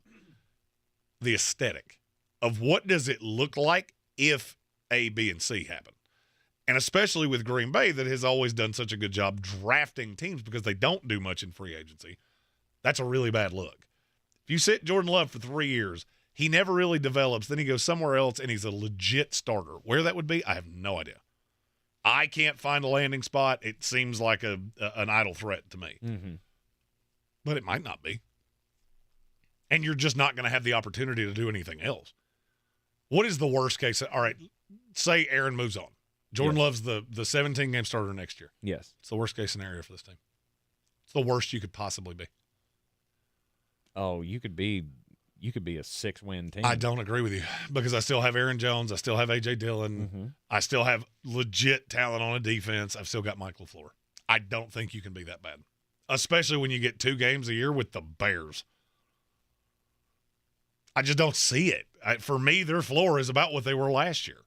9 wins? You think it's still a 9-win team with Jordan Love? Look how bad the NFC is. Yeah, play that same game I played with the Denver Broncos. Trust me, you're looking at a lot of dates with, they're not good. And if I'm not mistaken, the North this year plays the South. I think they get Tampa Bay, Atlanta, New Orleans, and Carolina. I could be wrong. That would help. That would definitely help. Well, they play Tampa every year. So, well, that was because you both liked winning divisions, and you held up your end of that bargain, but they did not. Right. Well, that's one of those outside rivalry games, the Battle of the Bays. We mean you play each other because you win your division every year. It's not like a rivalry game that they put on the schedule. Are you sure about that? Yeah, because that doesn't exist. Really? The NFL schedule is a direct formula. We don't have permanent pairings? No. The NFL schedule is a direct formula. You play the 3 teams in the other 3 divisions in your conference that finish where you did. You play the 6 games in your division. Yeah, but that just started, right? No. This has happened since we went to God, that's probably been 10 years now. Really? Yes, it didn't start that way with 4-team divisions, but it's been that way for a while. Yeah. Then you play the division on the other side. There's one ancillary game that they added with the 17-game schedule that's a pairing in the other conference with a team that finished where you did. Right. Yeah, the NFL schedule is the easiest thing to figure out in the world once you know the formula. Okay. All right, so let's assume that there will be no Aaron Rodgers. Most likely scenario for the Green Bay Packers, in You my become opinion. a heavy running team. Yeah. So we'll take a break. We'll get weird. When we come back, we'll talk about the Green Bay Packers. What do you do if you have to go Jordan Love? This is your Exergen Temporal Scanner weather forecast on ESPN Asheville. Cold front has cleared Asheville, and we're trying to push in some cooler air, at least briefly here for the top of the weekend, feeling a little bit more like the season.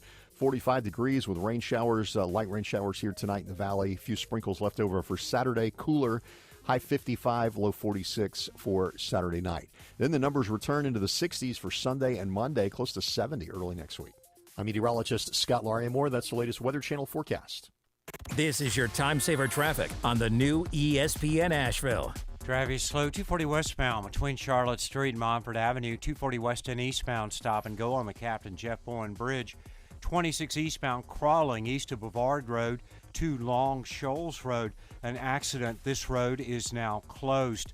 26 westbound is stop and go between Fanning Bridge Road and Long Shoals Road. Haywood County 40 westbound stop and go between NC 209 and Fines Creek Road. In North Asheville, Merriman Avenue north and southbound near Edgewood Road, traffic is slow. Sweeten Creek Road northbound approaching Mills Gap Road, delays. I'm Lyndon Fuel with your time saver traffic.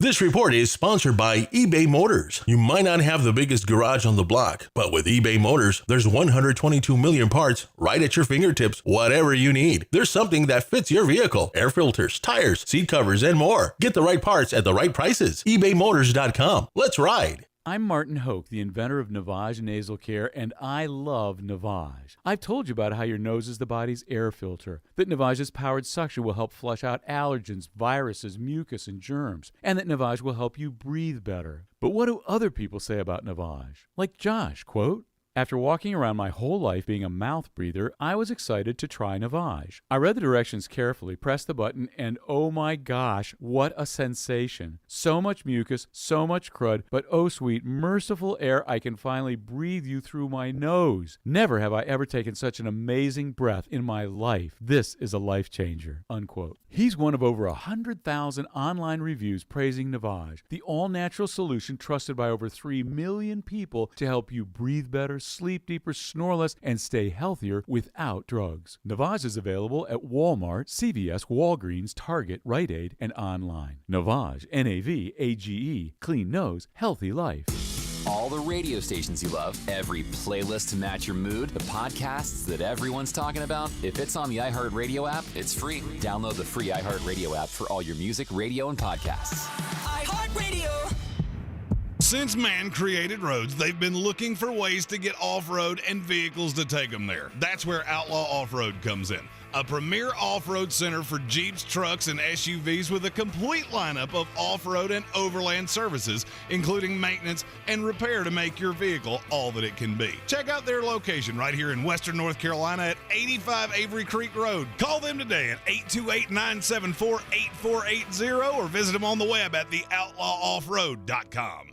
Make sure you're at the Harris Cherokee Center, Asheville, March the 2nd through the 6th for the 2023 Ingalls SoCon Basketball Championships. Experience fun for the whole family as your favorite teams compete for the championship and a berth to the NCAA tournament. Get your discounted tickets to the 2023 Ingalls SoCon Basketball Championships today at your local neighborhood Ingalls Market. For more information, visit SoConHoops.com. That's SoConHoops.com. On the weird scale, there's Vegas, there's Florida, and there's Asheville. Let's get weird, Asheville. Welcome back into the Sportsocracy in the Ingalls studio. Time to get weird, and I don't know what's happening with zoos lately. Maybe this is... Their security seems to be very lax. Maybe this They is... seem to be doing a lot of, we lost a wild animal. Right. I don't know if this had always been happening, and it's just the more access to information that we have, we're finding out about it more. But it seems like every week we have a story of some animal at some zoo has gone missing or gotten out of their enclosure or whatever. Well, it happened again in St. Louis. The St. Louis Zoo, they have reopened after they had to go on lockdown yesterday because Ben escaped from his enclosure. He is an Andean bear. I don't know what an Andean bear, I guess from the Andes Mountains, I would imagine. He got out of his habitat, and he was found hanging around the river's edge. I'm guessing that's like that's the river creatures of the zoo. It was not far from his habitat. No one was in danger, so we're told. It doesn't say whether this happened after, I guess if they had to close the park, it would either happen as they opened or right before. They finally were able to get Ben back home. But this is the second time in a month that Ben has gotten out of his enclosure. That's the weird part to me. Like, after you've done it once, after the bear was able to, because apparently he was just scratching and pawing at the fence, and one of the cables came loose the last time he got out. The cable gave way, and he was able to push his way through the fence. They don't say how he got out this time, but I have to imagine that when something like this happens, you have to go into damage control, right? You have to beef up the security. I don't know. When asked for comment, though, Ben said he just wanted to go see Cocaine Bear. As we all do. and its future sequel, Cocaine Shark. Oh. My story, not shockingly, is about beer, because I love talking about things that I love. Molson Coors has been it's run into a little problem. Okay. So they had a marketing campaign of light beer shouldn't taste like water, it should taste like beer. And in one of their commercials, they had a man on a bicycle, and he's pedaling, and he stops, and he cracks open a light beer that just so happens to be in a blue can. I'm sure that was an accident. And pours it over his face, basically insinuating that the rival beer tastes like water. Not insinuating. That's stating factual information. Well, it's funny you said that, because the Better Business Bureau's National Advertising Division, which I didn't know existed, has now told Molson Coors they have to stop running that promotion. Really? Because there is nothing to back it up. They said in a statement that the line in the commercials is not puffery or a mere opinion. That is the first time in the history of my life that I have ever used the word puffery, except to describe certain shirts worn by Prince or in one episode of Seinfeld. So now they have to stop. So they have to scrap this entire advertising campaign because the NAD has told them that they have to. But they are appealing this decision. Their CCO, Adam Collins, fired back with, "We vehemently disagree with this decision because we believe light beer should taste like beer, not water, and we are well within our right to share that belief." Yes. So the reason I told this story is because I want to issue a challenge to Molson Coors.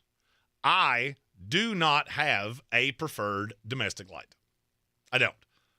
Because to me... Don't you, though? No, I don't. All right. Yeah, look at Brian Haynes just saw my fridge and he went, "Wow, that is 2 of every creature, ain't it?" Because usually I get to 2 and I'm like, I just don't want a different one now. Jeremy's the Noah's Ark of alcohols. The Noah of beer. So I have never had one of these that I thought tasted like water, minus there is one. There is one that I am not sure is not carbonated alcohol water. I will not say what it is because I want to have a challenge. I want to have a domestic light challenge. Okay. 16-team bracket. We'll pair them off, and we'll determine what the greatest domestic light is. I read this and I went, I don't think there's that big of a difference. And if I get Tank to set this up where it's blind taste test, I'm not sure I can tell the difference. I could be wrong. Yeah, I don't know. I'm not the connoisseur that you are, so I would be. I don't know if you can call me a connoisseur. Connoisseurs like into the tannins and it breathes and but no, I want all of them. This has a nice nutty finish. Hell yeah, it's got a smooth wispy flavor. Nope. You know what it is? Available. It's beer. All right. You know what my favorite one is? the next one. This could be interesting. The blind taste test bracket. Look, I feel like if there's any person, we live in Beer City, USA. Our show is called Beer City's Best Sports Talk. Mm-hmm. I feel like if there's anybody that can defend Miller Coors here or Molson Coors here, I feel like it's me. Is there somewhere an adult domestic light that tastes like water? Me, on the other hand, I do not. I do not agree with the Better Business Bureau on this because I think it's factual information. Bud Light is probably the grossest thing. Oh, stop on the it. beverage market. That's if I had a favorite going into the tournament, that would be it. For what? Domestic light. To be the best? Yes. Yeah. If I had a favorite going in, you're already actively drunk. You don't need to do this. What are you, a cop? Stop. Stop that. I'd rather drink White Claws than drink Bud Light. Oh, stop. White Claws taste like television static flavored with snow cone juice. You get out of here with that. I accidentally drank one of those the other day. And to me, and I've been angry about it for 4 days. And to me, Bud Light tastes like Ben, the friendly little bear, peed in the river's edge. Well, you're broken. Yeah. All right, so let's just suppose that the Green Bay Packers don't have a quarterback this year named Aaron Rodgers. Aaron Rodgers is gone. Now you've got Jordan Love. I think you're terrible. Your defense was underperforming this past year. I don't see that that's going to get any better. I can't believe they brought Joe Barry back. That you have an offense. Now the offense is going to be more ineffective than it was this past season with Aaron Rodgers. I just don't see it. Okay, so we've got a running game. Run the damn ball. Okay, stack the damn box. All right, so here's my problem. We think this team's talented outside of quarterback, right? Yeah. You play the Bears twice. Mm-hmm. Vikings, Lions, obviously. Mm-hmm. At home, you play the Kansas City Chiefs. Loss. That's going to hurt. Yeah. The Los Angeles Chargers, who have never played well in cold weather. Mm-hmm. The Rams, the Saints, and the Buccaneers. I see some wins there. With Jordan Love. I don't care if it's with Brother Love, the old WWE wrestler. I love you. I really love that you knew what I was talking about love there. Brother Love. Bruce Pritchard. It was a good great. shtick. It was great. So your away opponents are the Atlanta Falcons, Carolina Panthers, Denver Broncos, Raiders, Giants, Steelers. There's a lot of wins in that too, because none of those teams are super daunting outside of one or two of them. Mm-hmm. I don't see it falls into the ether without Aaron Rodgers. And look, I'm the biggest Jordan Love detractor there is. I said he was a 5th-round pick and laughed out loud when they traded up for him. Right. I just look at all the other pieces and go, you're going to be able to run. Because, look, and you said stack the box. Great. You want me to tell you exactly how I'm going to beat that? I'm going to bootleg Jordan Love because he's still really, really, really athletic. Okay. And if I've got somebody that can beat you over the top, I can make it hurt 2 or 3 times a game. And that's all I've really got to do. And defensively, I just need to be better than I was last year. Mm-hmm. I don't think that's that much of a stretch. I don't look at Green Bay as Aaron Rodgers goes away, and now they're the Houston Texans. I don't see that. I don't think they're the Houston Texans, but they're definitely in the Atlanta Falcons territory for me. You could make it interesting down towards the end of the season. You could have 6-7 wins with 4 weeks to go, and let's just see if you can make the playoffs. Be that scrappy little team. You're never going to be a contender without the quarterback. You've never been, so you never had to.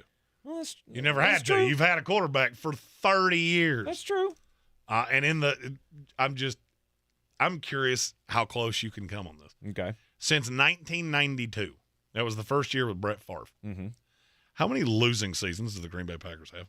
We always talk about this with Pittsburgh. I don't know, 2. It's 3. There you go. It's 3. Mm-hmm. Have a whole mess of 10-win seasons. Sure. It's a good franchise. It's a good franchise. And I just don't think I don't think you would be moving off Aaron Rodgers if you didn't think you at least had a somewhat of a solution. They have a fighting chance. They feel I mean, like you've watched Jordan Love for 3 years, and you're making it very clear because there are things leaking out of Green Bay every day that they're disgusted with Aaron Rodgers. They hate that he went on the darkness retreat. They're tired of this. They're ready to move on.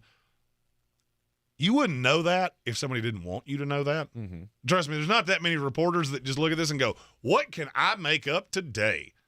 Because if it's ever found out that you did it, your career is over because your journalistic integrity has gone into the poo hole. Mm-hmm. So, I mean, I will say CNN still exists after all these years. So you know that you're not wrong.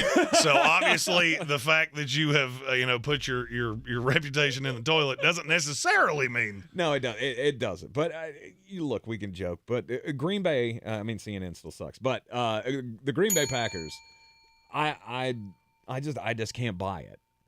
I don't know that Matt LaFleur is a great coach. He's a decent coach.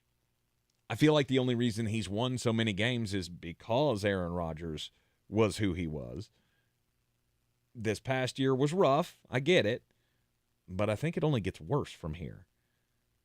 I don't see Jordan Love coming in and making an amazing comeback. I mean, you have to, if you're going to go the route of not having a really talented quarterback, then you have to have a team like San Francisco to make up for that. And I see a roster in Green Bay that could be that. Okay. That. What can they add to it to make it that? Because it's not that now. Well, I don't think it's that far off. I, again, hate that you brought back Joe Barry. I think he was a huge problem with your defense. Mm-hmm. If they could manage to get that 13th pick for Aaron Rodgers, now you got 2 in the top 15, I could easily see you adding a playmaker. I've had Michael Mayer attributed there forever. Add another offensive lineman with that pick from the Jets. Mm-hmm. I mean, this team's not bad. This team's still talented. You got receivers that are developing every day. And really ask yourself this question. How many young combos of receivers would you rather have than Christian Watson and Romeo Doubs? That's no Alan Lazard, no anybody else, just those two. Mm-hmm. How many young combos would you take over that? I mean, they don't have the high-end guy, but that's 2 solid doubles to me. Christian Watson scored a lot of touchdowns last year. Mm-hmm. And that's in a way that he scores in a way that I don't necessarily need to have the all-pro quarterback. I need to generate touches and have somebody that cannot turn the ball over. Mm-hmm. Do I know Jordan Love can be that? No.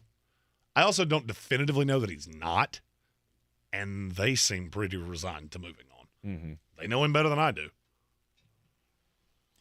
It could happen. I have my doubts. Green Bay needs to do everything they can not to go to Jordan Love, but at this point, maybe you should. Maybe it's time to stink for a year, and that very well could be what they're looking at. And then you can rebuild it. You can go find a quarterback next year somehow. Well, and that could be what they're looking at. Is okay. So there's 2 possible outcomes here. We move on from Aaron. Recoup the draft capital, whatever it's going to be. It's not going to be the Godfather offer that I keep saying. It's 1 first-round pick. You're not getting more than that. Mm-hmm. I'm not sure you're getting that much. You go into the year, you add a couple pieces. Now you've got some good young pieces. You had 2 first-round picks last year. And there's 2 possible outcomes. Jordan Love is the guy, and we're in good shape. Pick up the option, and we can just keep trudging along. Or he's not the option. You're going to be bad. And we move up next year and go get the guy. Mm-hmm. That's 2 pretty good range of outcomes. Because with that roster, if you have a competent quarterback, I don't see you being worse than 8 and 9. Yeah. Ever. You're in the Sportsocracy here on ESPN Asheville. This is your time saver traffic on the new ESPN Asheville. Traffic slow, 240 westbound between Charlotte Street and Montford Avenue. 26 eastbound crawling between Bavard Road and Long Shoals Road due to an accident. Roadway is shut down. 26 on the westbound side is stop and go between Hendersonville Road and Long Shoals Road. 40 westbound in Haywood County, stop and go between NC 209 and Fines Creek Road. In North Asheville, Merriman Avenue northbound near Edgewood Road is slow. Sweeten Creek Road moving problem-free. Hendersonville Road, no major backups.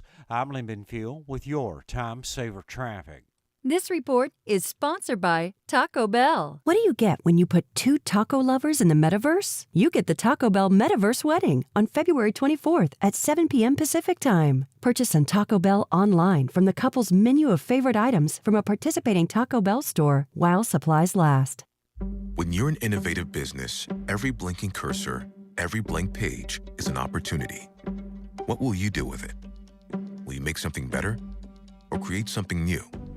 Our Dell Technologies advisors provide you with tools and expertise to do incredible things. Because we believe there's an innovator in all of us. For advice on smart PCs powered by Intel V Pro that's built for business, call a Dell Technologies advisor at 877-ASK-DELL. I thought learning a language would be too much work, but Babbel makes learning fun. J'aime Babbel. Babbel's lessons only take 10 or 15 minutes. And soon, you turn and realize, hey, I'm starting to speak another language. How'd that happen? Babbel isn't robots talking. You learn words and phrases from real native speakers. I was ready for real-life conversations in just a few weeks. So easy. Go to Babbel.com to try for free. That's Babbel.com. Babbel.com. Searching for fun ways to spend your tax return? Boats for cats. Oh, flotation devices for cats. Don't waste it all on something silly. Spend smarter with Straight Talk. Get our Silver Unlimited plan for $45 a month with unlimited high-speed data and with nationwide 5G. Plus, get a Samsung A13 5G for only $99.99, down from $149. If you're looking to get the most out of your refund, your search ends here. Straight Talk Wireless. No contract, no compromise. 5G capable device required. Actual availability, coverage, and speed may vary. See latest terms and conditions at straighttalk.com. On the free iHeartRadio app, you never pay to hear what you love, and you never wait to hear what you want. Save your money, save your time, and listen anywhere. Download the free iHeartRadio app for all your music, radio, and podcasts. iHeartRadio. Rogue Combat Club, Asheville's home for comprehensive martial arts training, has a goal for our community, one that's stronger, more fit, and unwavers in its support of one another. Rogue Combat Club's instructors have competed at the highest levels and offer classes for everyone from young children to adults in Brazilian Jiu-Jitsu, Muay Thai, and wrestling. Rogue Combat Club classes can help you boost your self-confidence and self-defense skills while weeding out the egos and intimidation found at other gyms. Join today at roguecombatclub.com. I believe real estate isn't about properties. It's about people. I'm Clarissa Hyatt Zach with eXp Realty, serving all of Western North Carolina. Navigating the home buying and selling journey can feel overwhelming at times, and that's why having an agent who cares about you and your needs is key. I'm a native of Western North Carolina, and I close over a home a week. I'm an expert in the market, pricing my sellers correctly to net you the most money, and working as a skilled negotiator for my buyers. Please give me a call today at 828-774-6343 to set up a complimentary market analysis. Still ahead in the Sportsocracy over the next hour. We've got the Washington Commanders offseason preview.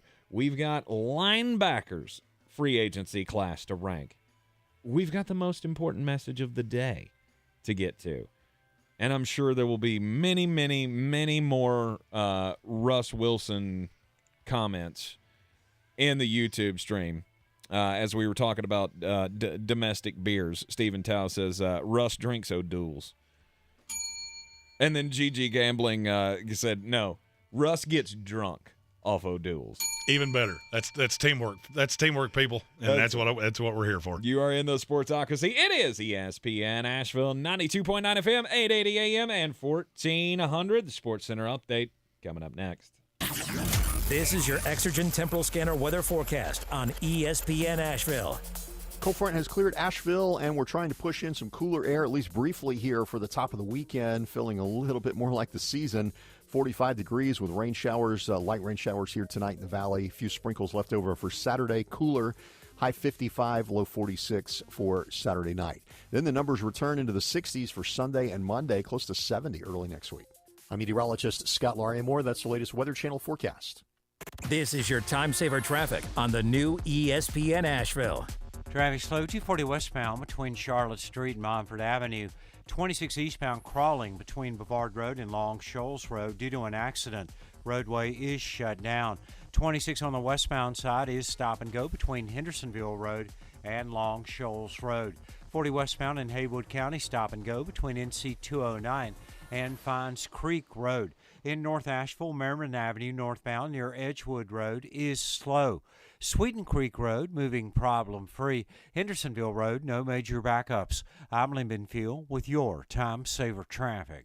This report is sponsored by Pfizer. When temperatures drop, COVID-19 cases may rise. So if you test positive and are at high risk, act fast. Even if your symptoms feel mild, ask your provider if an authorized oral treatment could be right for you. Visit treatcovid19.com. Sponsored by Pfizer. First Restoration Services has been responding 24/7 to property damage from water, fire, and storm damage since 1987. If you have a disaster on your property, there's only one company to call first. First Restoration Services of Asheville. FRS247.com. From the Ingalls Studios, this is ESPN Asheville, WPEK, W225CJ Fairview, WMXF Waynesville, and iHeart radio station.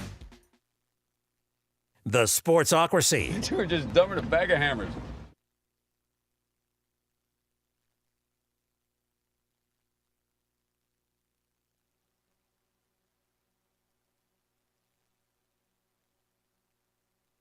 This is SportsCenter. I'm Doug Brown. The Atlanta Hawks could have a new head coach soon. ESPN's Adrian Wojnarowski reports talks are progressing between the team and Quinn Schneider, who coached the Jazz for 8 years before resigning last year. Schneider is considered the top available coach right now. The Super Bowl champion Chiefs promote Matt Nagy to offensive coordinator. The former Bears head coach takes over for Eric Bieniemy, who's now with the Commanders. With Aaron Rodgers seemingly undecided about his future and with other quarterbacks hitting free agency, ESPN's Jeff Darlington says there is some time pressure on the Packers. With Derek Carr now being on the open market and the Jets being one of the potential suitors for both players, Aaron and Derek, if the Packers are going to get the compensation that they would want to be willing to make that trade, they've got to keep as many options on the table as possible, and that includes the New York Jets. Jeff Darlington on Fitz and Harry. The Lions cut defensive lineman Michael Brockers today, saving $10 million against the salary cap. When you're trying to find quality candidates, all the searching, screening, and interviewing can become a job itself. You need Indeed, the all-in-one platform that makes it easy to interview, screen, and hire quality people. Visit Indeed.com/credit.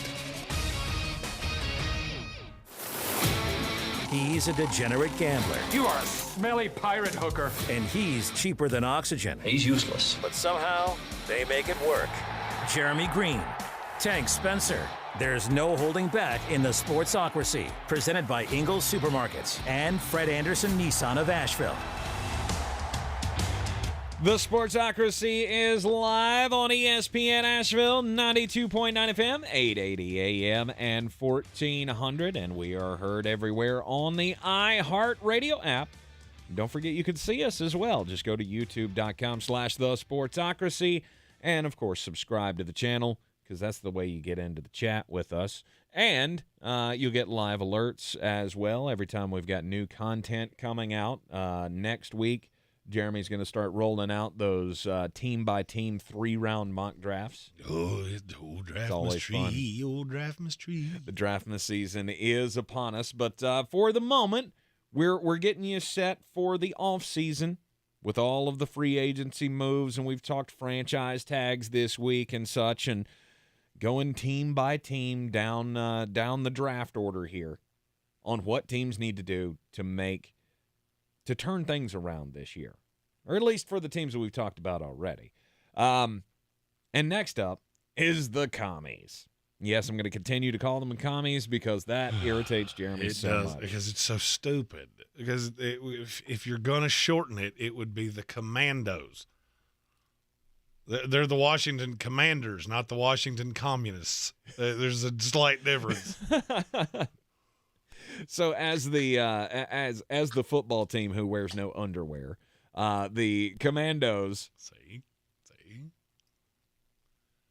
The Commandos are gonna do what in this offseason? Well, they've already done one big move, and that was getting rid of Scott Turner and bringing in Eric Bieniemy. Is he going to be able to revamp this offense? Can he be any worse than Scott Turner was? No. That was the most unoriginative offense I think I've ever seen in my life. And now you get a guy in Eric Bieniemy, and I know he said, I'm not taking this job focused on head coaching jobs. Yes, you did. And you should have. I'm not blaming you for that. But this offense is going to be completely turned over to him. Mm-hmm. I don't feel like – I mean, they've got talent. I like all three of their receivers. Not quite sure how I feel about the fact all of them are 6'1" or shorter. That bothers me a little bit. But, I mean, the league's getting faster and smaller, and you can survive with that. The big question is, what can he get out of Sam Howell? This is my number one quarterback in the class last year. It wasn't close. So I'm going to play the comp game, which I absolutely despise. If he's Kenny Pickett last year, how good is this team? 7-8 wins? I would say it's more than that. Really? And they were 7-8 wins last year with Taylor Heineke, who was not Kenny Pickett. He was largely ineffective. Carson Wentz was a disaster. I'm really curious to see where he ends up after all the musical chairs happens. Oh, he'll probably be backing up Matt Stafford in L.A. or something.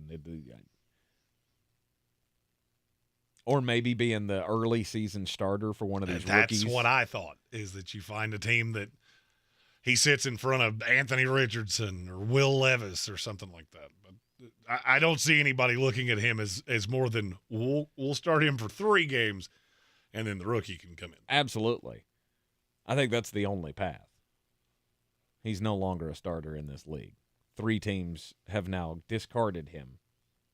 And he's gotten worse. Yeah, and I'm not everywhere sure he goes, he gets worse. Coming back from that. But I mean, look, this is a talented team that, if I'm being honest, only really has one free agent question. I mean, to me, you cannot let Deron Payne get out of this building. No matter how you feel, he will be the player overpaid the most if he hits the market. Yeah. And so even if it's a 1-year franchise tag, whatever the case may be, you need to keep him in this building.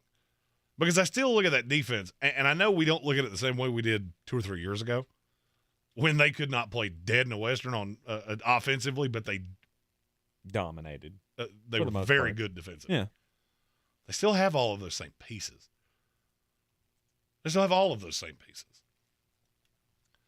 And I'm not sure that you can't be the Seattle Seahawks build because to me they're exponentially better defensively. You've got some holes on the line, but not huge ones. I mean, I feel like you need a left tackle permanently. But I mean, Sam Cosmi wasn't terrible. Charles Leno wasn't terrible. I still feel like Andrew Norwell can be a good guard in this league in spite of the fact he was awful last year. So if you told me they went into this draft and took the left tackle at 16, whichever one falls to him, it's been Broderick Jones for me every time I've done it, but it could be Paris Johnson as well. And then you get one of these high-level centers, John Michael Schmidt, somebody like that. Hey, and offensive line. Put Sam Howell behind that and just make sure Eric Bieniemy understands we don't have to be Kansas City. Right. That's one of the only things I really worry about. Knowing what I know going into this, my fear is that when Bieniemy is turned loose, not that he's not going to understand, but you can't do the same things with Sam Howell that you can do with Patrick Mahomes. Right. So if you come out with the intention of we're going to throw it 44 times a game, that's a bad start. Yes, I like the talent, but that's not who I think this kid is. Because the biggest knock on him was he's a smaller quarterback. So I want to see what the adjustments look like. Somehow you have passed me in being down on Ron Rivera, which is not something that I ever thought was coming. It's not that I'm necessarily down on it. It's just it's run its course. There comes a time in every NFL career where you just don't do anything for me anymore. Did Ron Rivera serve a great purpose at a tumultuous time in this franchise? Absolutely, no doubt. But I feel like we're past that now.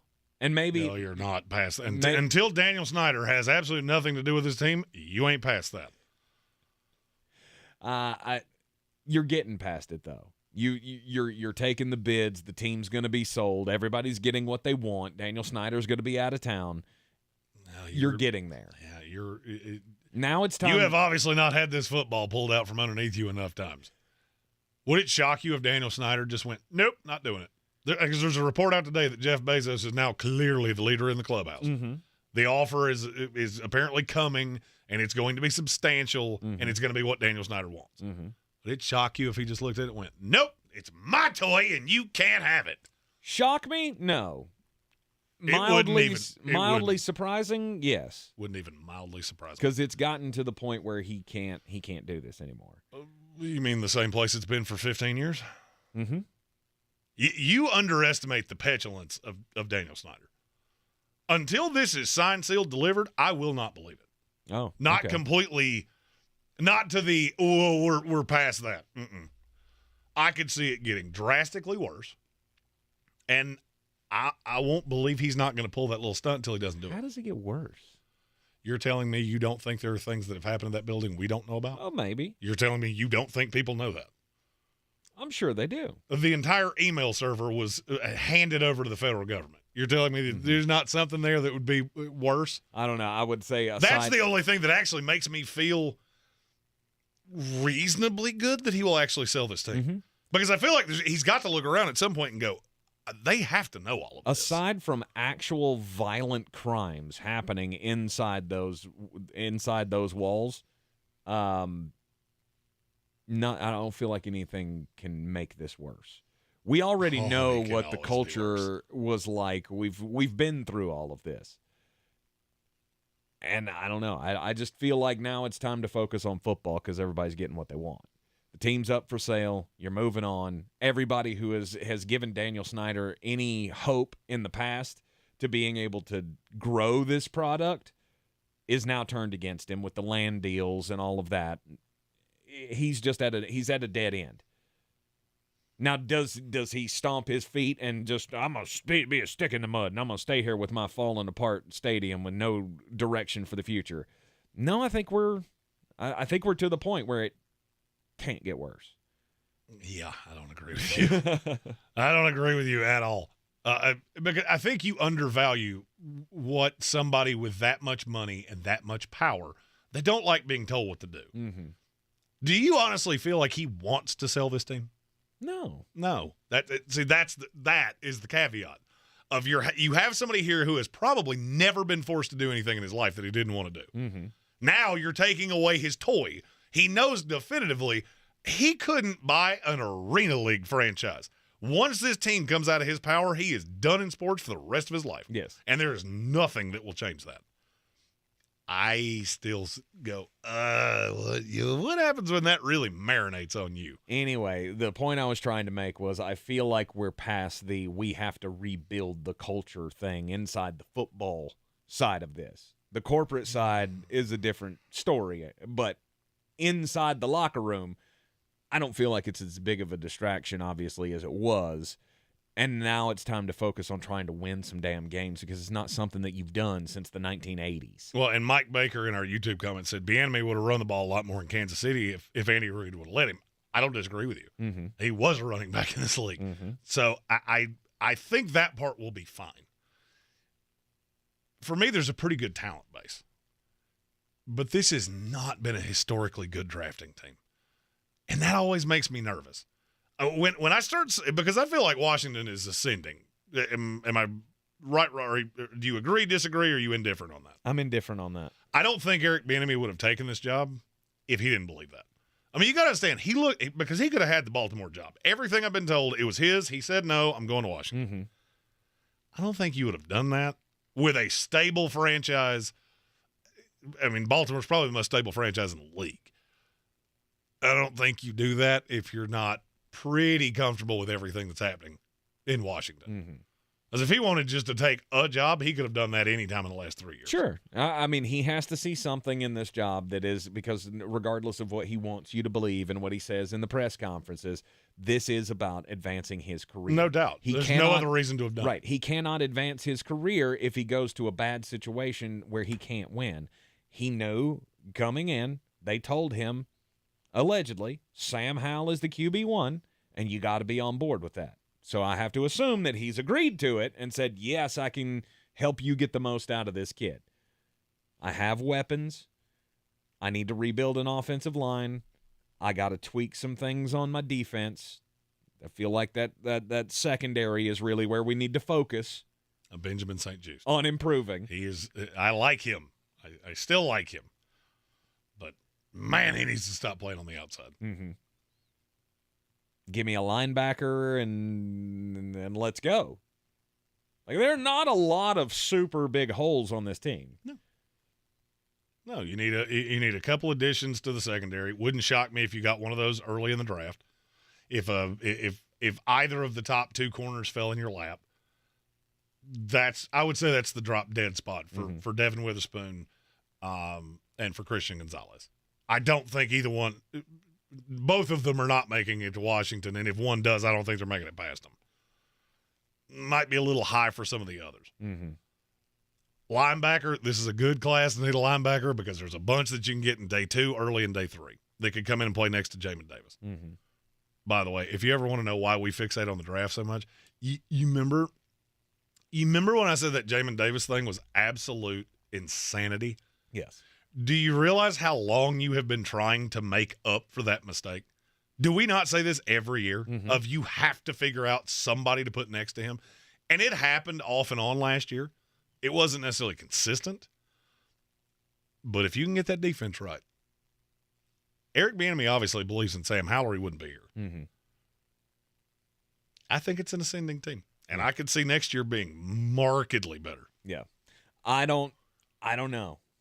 That's why I say I'm indifferent about it, because I just don't know what you're going to get out of the quarterback. Because okay, so we talked about Green Bay last hour.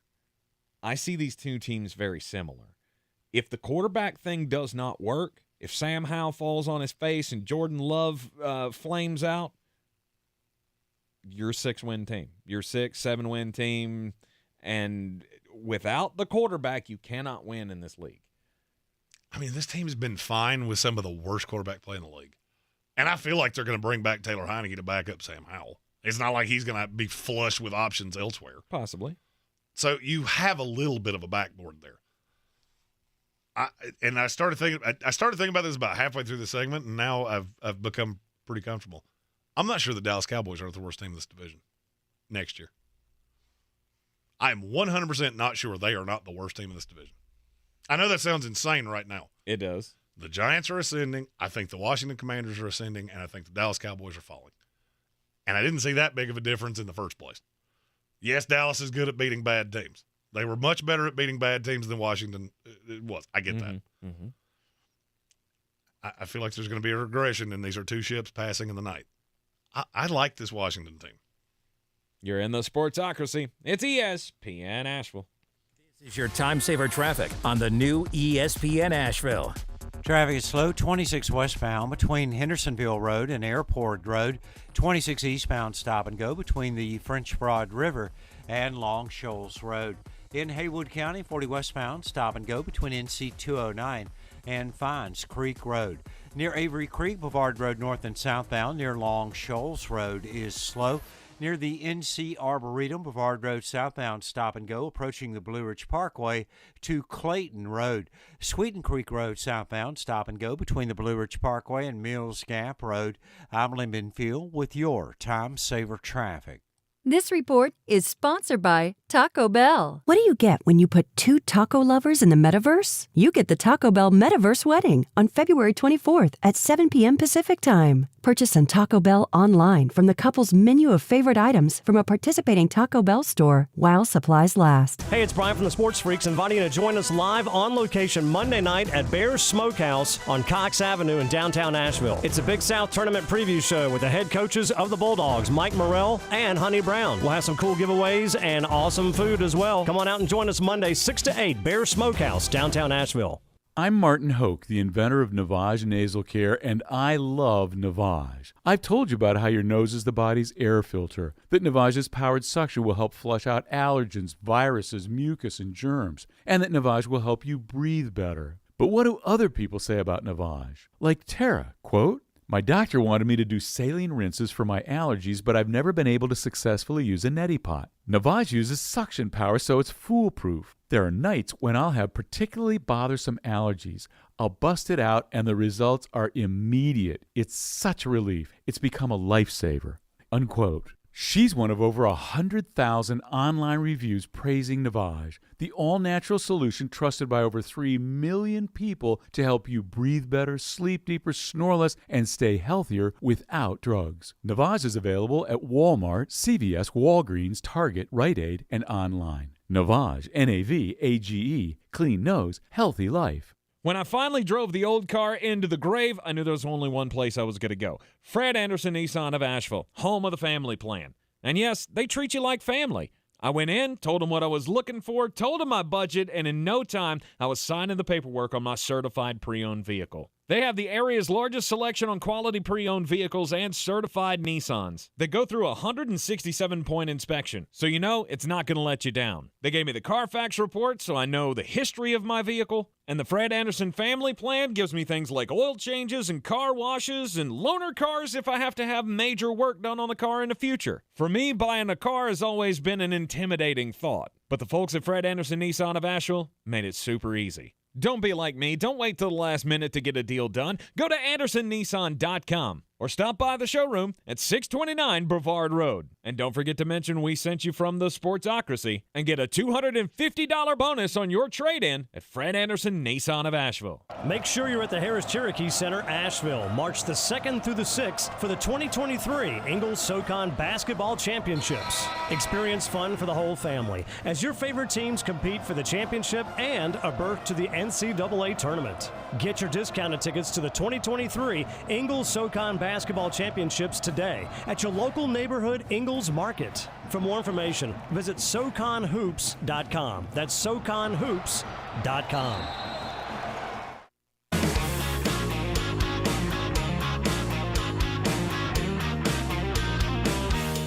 Welcome back into the Ingalls studio on ESPN Asheville. Don't forget, you can take us everywhere you go with the iHeartRadio app and see us live on YouTube. Just go to thesportsocracy.com, click that live video link, subscribe to the channel, and you can join us in the chat. We did have a question from GG Gambling. He asked in the YouTube comments, would it be possible for a team like the Packers to go, quote, Eagles, and be a super team with a quarterback like Jordan Love? And I would say the same thing about the Washington Commanders. If Sam Howell's not what we want him to be, can they ever be the quote-unquote super team around that type of a quarterback? Well, you have to understand how many things go into that. I mean, so Philadelphia was a perfect storm because you had a roster that was good. It was good enough to win a Super Bowl with Nick Foles a few years ago. Well, then you get into cap hell, and you start having to overturn the roster. Well, you got to start hitting guys in the 4th, 5th, 6th, 7th round. You've got to start building that talent base. That requires a very specific kind of team that's good in the scouting department, that's good at finding players that have smaller roles with other teams and can come in and have a role with them. I've never seen Washington do that. Green Bay they're good at it, but not great. Mm-hmm. So teams are going to start trying to do that. I mean, it is not an accident that you're seeing more running quarterbacks because it gives you an element of there are more things you can do offensively than if you just have a statue back there. I mean, I would say the days of the 5-flat quarterback are done. Mm-hmm. I mean, I haven't evaluated one that I had a draftable grade on in 3 or 4 years. So then you get into the converse of that is, I feel like a lot of teams are going to – or a few teams are going to try to do it. Mm-hmm. You could crash into the rocks miserably. The one I'm looking at right now is Chicago. If I hear Justin Fields compared to Jalen Hurts one more time, I'm going to scream because they're not the same player. Just because they have weird elongated throwing motions and they both like to run doesn't mean they're the same guy. So is it possible? Yes, but you're going to have to invest far more money in your scouting department than you do now. Mm-hmm. I've always said Baltimore could do that. Do what? You could, if you decided to move on from Lamar Jackson, mm-hmm.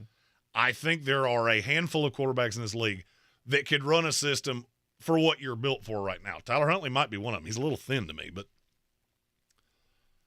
you might be able to do it because you draft so unbelievably well. Yeah. And you're a destination franchise because historically they've always taken great care of players. Mm-hmm. I like the idea. As a football fan, I like the idea of being able to just have that system and that offensive system in place where you can just plug and play a quarterback, and I don't need a star. I can play any guy that can check off these 5 tools that I want in a quarterback, and I can trot him out there and win games. I just don't feel like that really exists for most teams. It works for a place like San Francisco. It can work for, I don't know, Kansas City. I know that's not a great example because they have Patrick the Mahomes, best quarterback the of all greatest time. quarterback ever. But, I mean, the Andy Reid's system was still good with Alex Smith. So Alex Smith was the number one pick in the draft. So that's, to me, that's another one that's I think teams are going to try to do it, but it's with a very specific kind of quarterback. Anthony Richardson. Mm-hmm. I'll give you the ultimate example. I won't be shocked because I keep being told that he is going to go in the top 10, and I had somebody earlier this week tell me he's going to go in the top 5.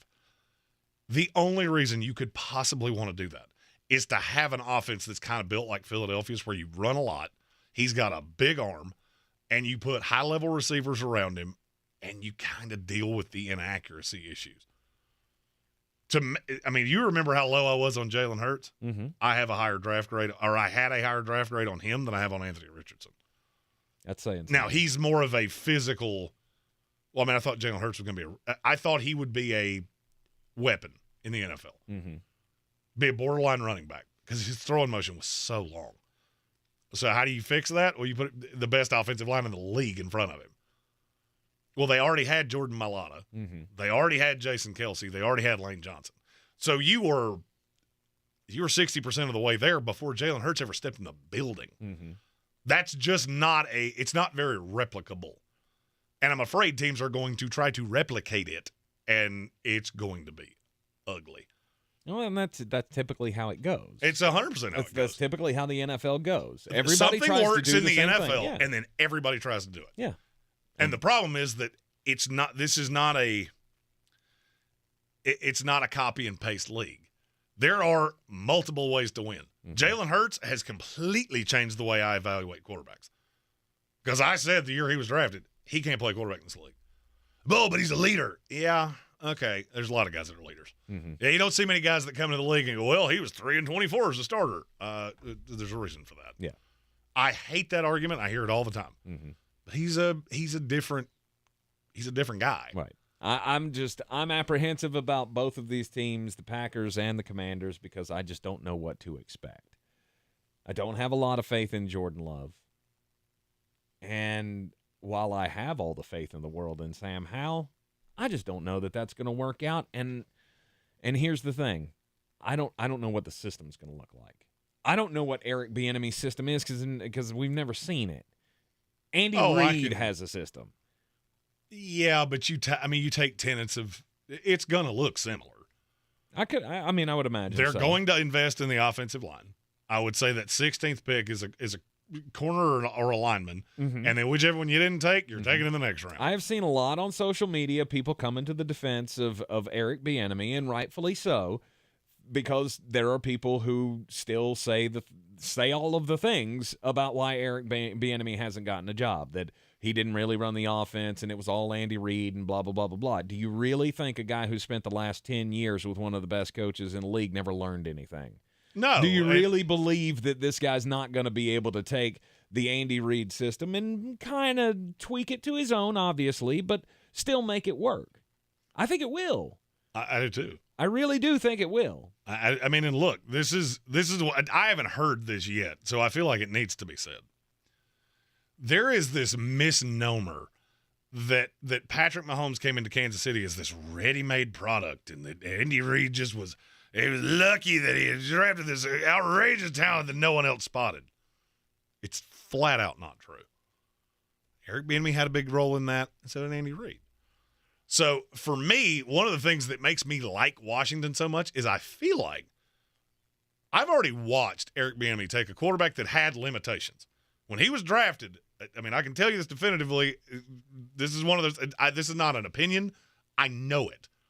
The New York Jets were in on Patrick Mahomes heavily, but their fear was in the New York media, we're not going to be able to keep him on the bench for a year, and we're going to throw him out there too early, and we're going to break him.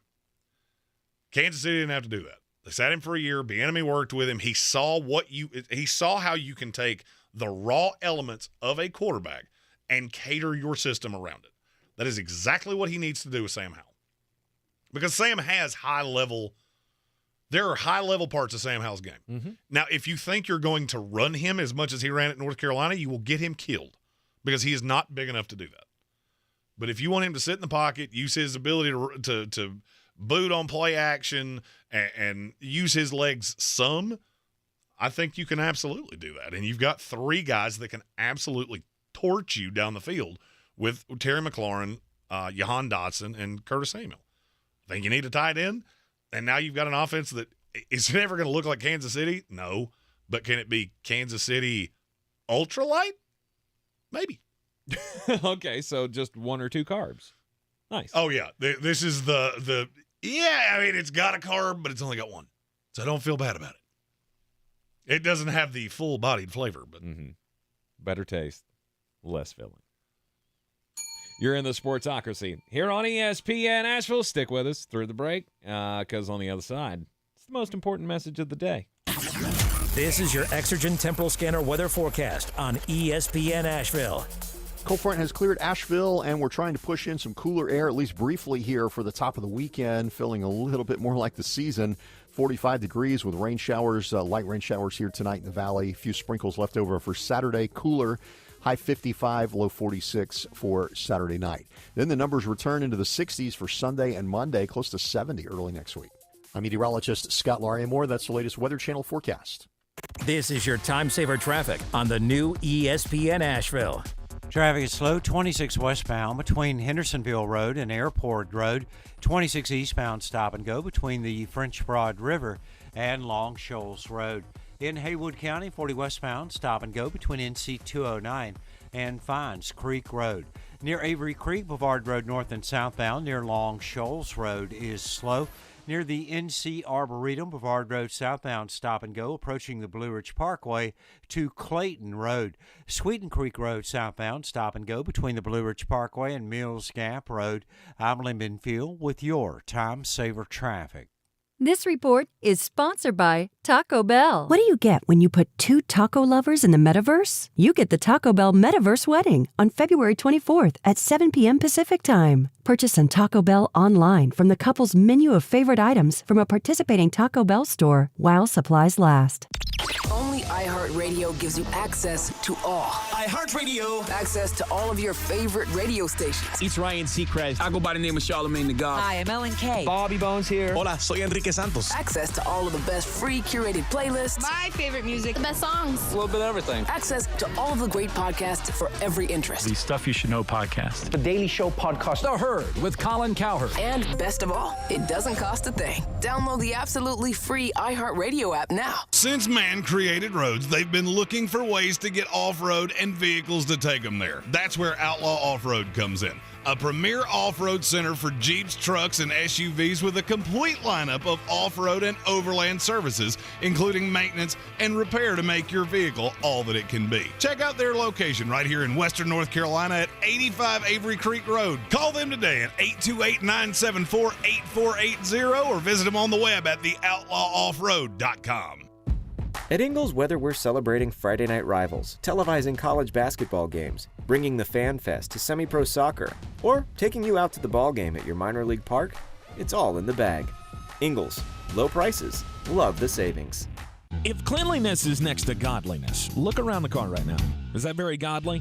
Look, life comes at you fast, but so does WBNC Auto Detailing. They have the tools to make your interior look like it's coming off the showroom floor. You don't believe me? Check them out on Instagram. All that filth and years of stains disappear. WBNC Auto Detailing does full interior and exterior details with paint correction, and they do wax and ceramic coatings. Call WBNC Auto Detailing at 455-3700. Premium care with a Southern hospitality touch. I believe real estate isn't about properties. It's about people. I'm Clarissa Hyatt-Zach with eXp Realty, serving all of Western North Carolina. Navigating the home buying and selling journey can feel overwhelming at times, and that's why having an agent who cares about you and your needs is key. I'm a native of Western North Carolina, and I close over a home a week. I'm an expert in the market, pricing my sellers correctly to net you the most money, and working as a skilled negotiator for my buyers. Please give me a call today at 828-774-6343 to set up a complimentary market analysis.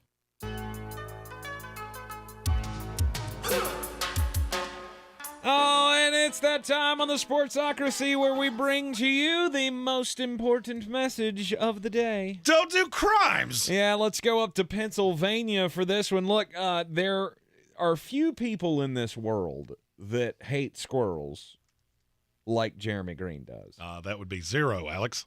But possibly we found a man who lives in the Warwick Township in northern Lancaster County in Pennsylvania. So last Friday morning, a neighbor thought they heard something that sounded like a gunshot. So, being the concerned neighbor and, more importantly, the concerned parent that she is, she immediately went to go check on the baby. And when she went into the baby's nursery, what did she find? A dingo. No, she found debris all over the floor and a bullet hole in the drywall just above the crib of her sleeping child. Well, it turns out that the gunshot was just one of several gunshots that was fired off in the neighborhood. Why she didn't hear the other ones, I don't know. But, one of her neighbors at 11:24 a.m. was out on his front lawn shooting at a squirrel. They are the silent killers in the sky. And obviously, charges are pending on this gentleman. Don't shoot at people's houses. Right, shooting into an occupied home. Nonetheless, I mean, no way he possibly could have known this unless he's familiar with that family of where the baby sleeps. But did he see the house? But come on. Because it's a house? Like, you don't go shooting your firearm off toward someone else's house. No. Although, brighter side to the story, police came, they investigated, they did indeed find a dead squirrel due to a gunshot wound under a local woodpile. So, I mean, if there's a bright side here, Jeremy, for you, it is that the world has one less squirrel today. It's a start. My story is from Essex, which is in England.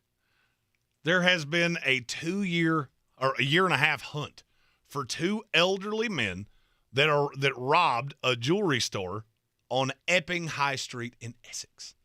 It's two little old men, both balding, gray-headed. They were wearing coronavirus masks and trench coats.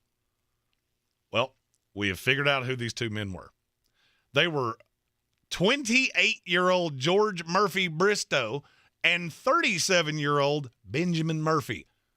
Now, does that not sound odd? These little old men wearing a trench coat. One of them kind of looks like Rudolph Giuliani. It was all a very elaborate facade. They were really lifelike latex masks. And they had all of the devices. So they break into this jewelry store. They tie up one of the employees, and they steal a $15,000 Rolex off his arm. The only video is of them as two little old men. Mm-hmm. Would you care to gather a guess as to how they got caught?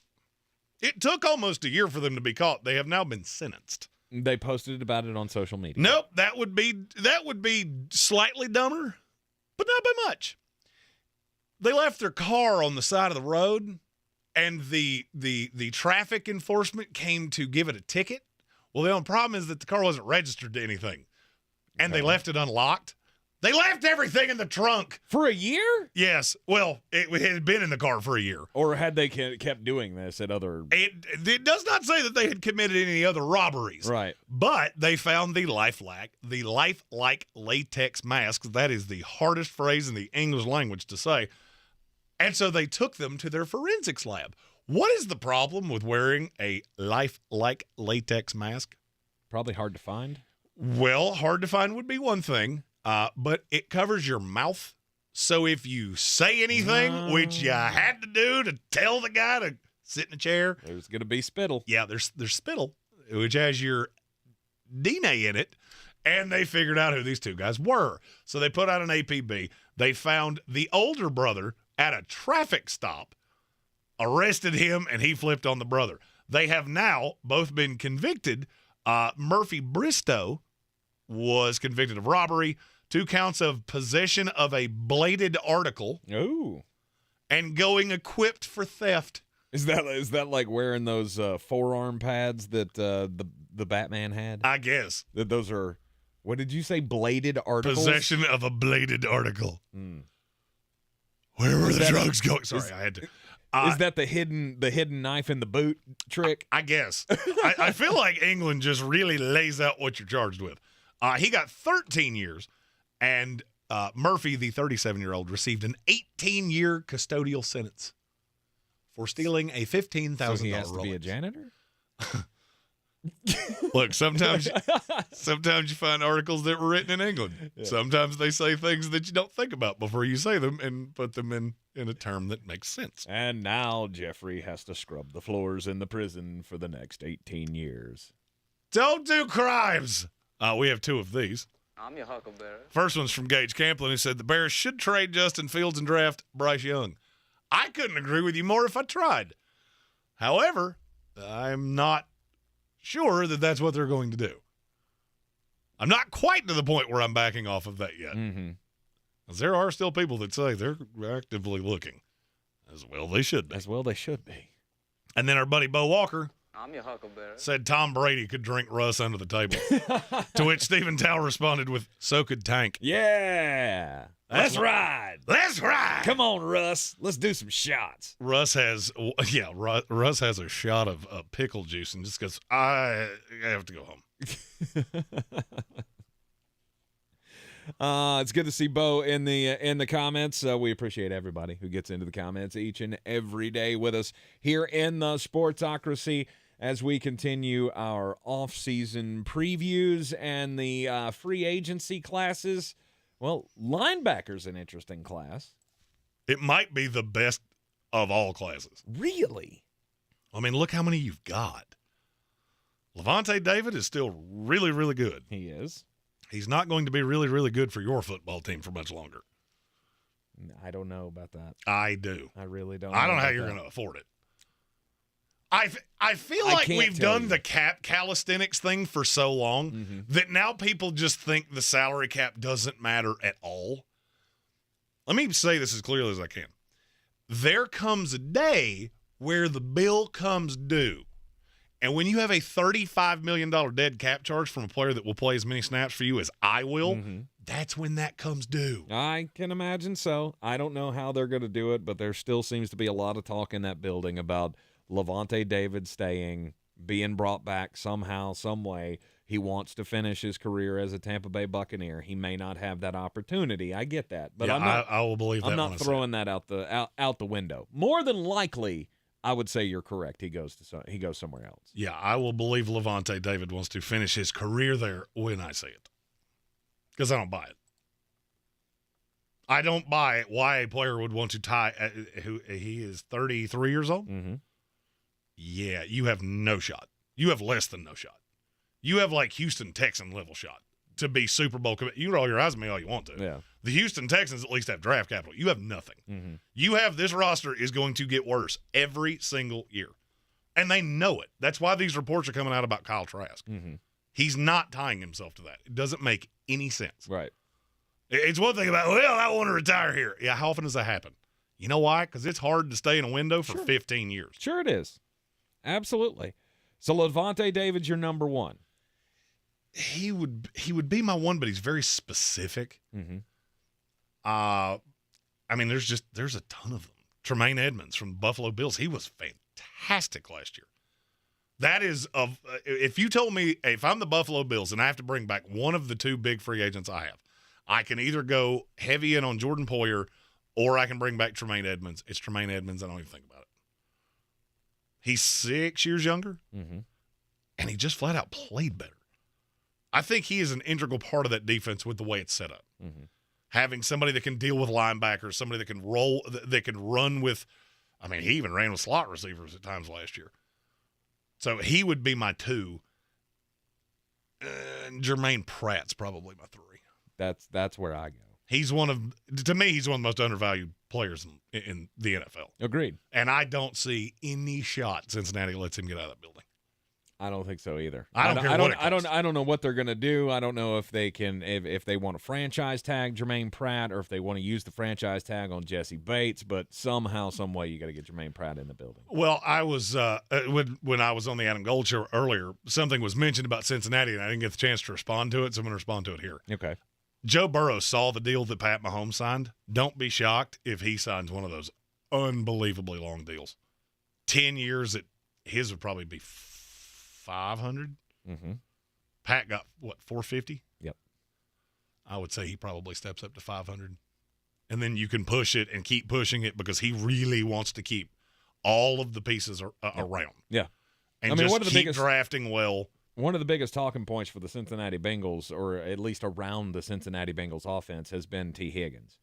What are we going to do with T. Higgins? Because we can't afford to sign him and sign Joe Burrow to the big contract, and then Jamar Chase comes up next year.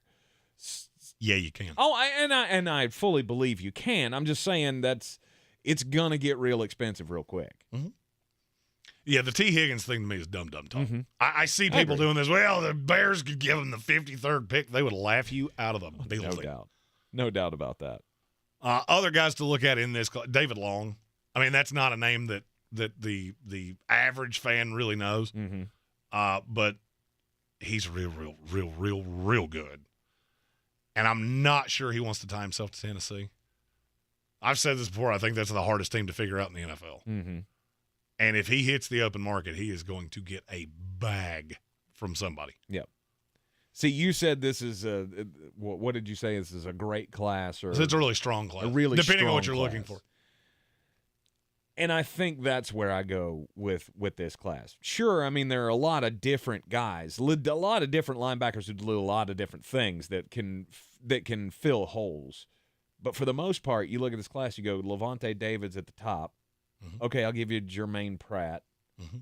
Tremaine Edmunds maybe, and then after that it's a whole bunch of just role playing. I don't know how you're saying Tremaine Edmunds maybe. He was the second highest rated linebacker in the league. Was he really? Yes. I did not realize he was that good as far as the analytics are concerned. Yeah, he was phenomenal last year. And he's too important because he's too hard to replace. I mean, now, that's the only year he's really been that good, which always scares me because those guys tend to regress when they get paid. But it's not like you can – he's the one that I'm positive is not hitting the open market. I don't think Jermaine Pratt will. Lavonte David will, and I could see him getting one of those Bobby Wagner type deals for a year, and then he just does this until he's ready to go. So $10 million? 10, 12, somewhere in there. Yeah. He's that good of a player. Okay. And now this is not a high-impact position, and a lot of teams really don't want to pay them. But there are guys in the draft, it's just where do they fall and what do you need? It's such a niche position of I need a guy that does this.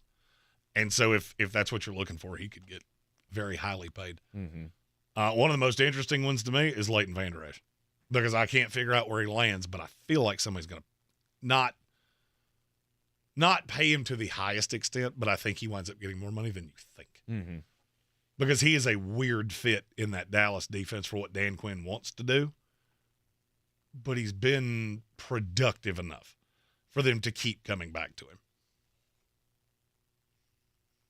What happens with Devin Bush? I don't know.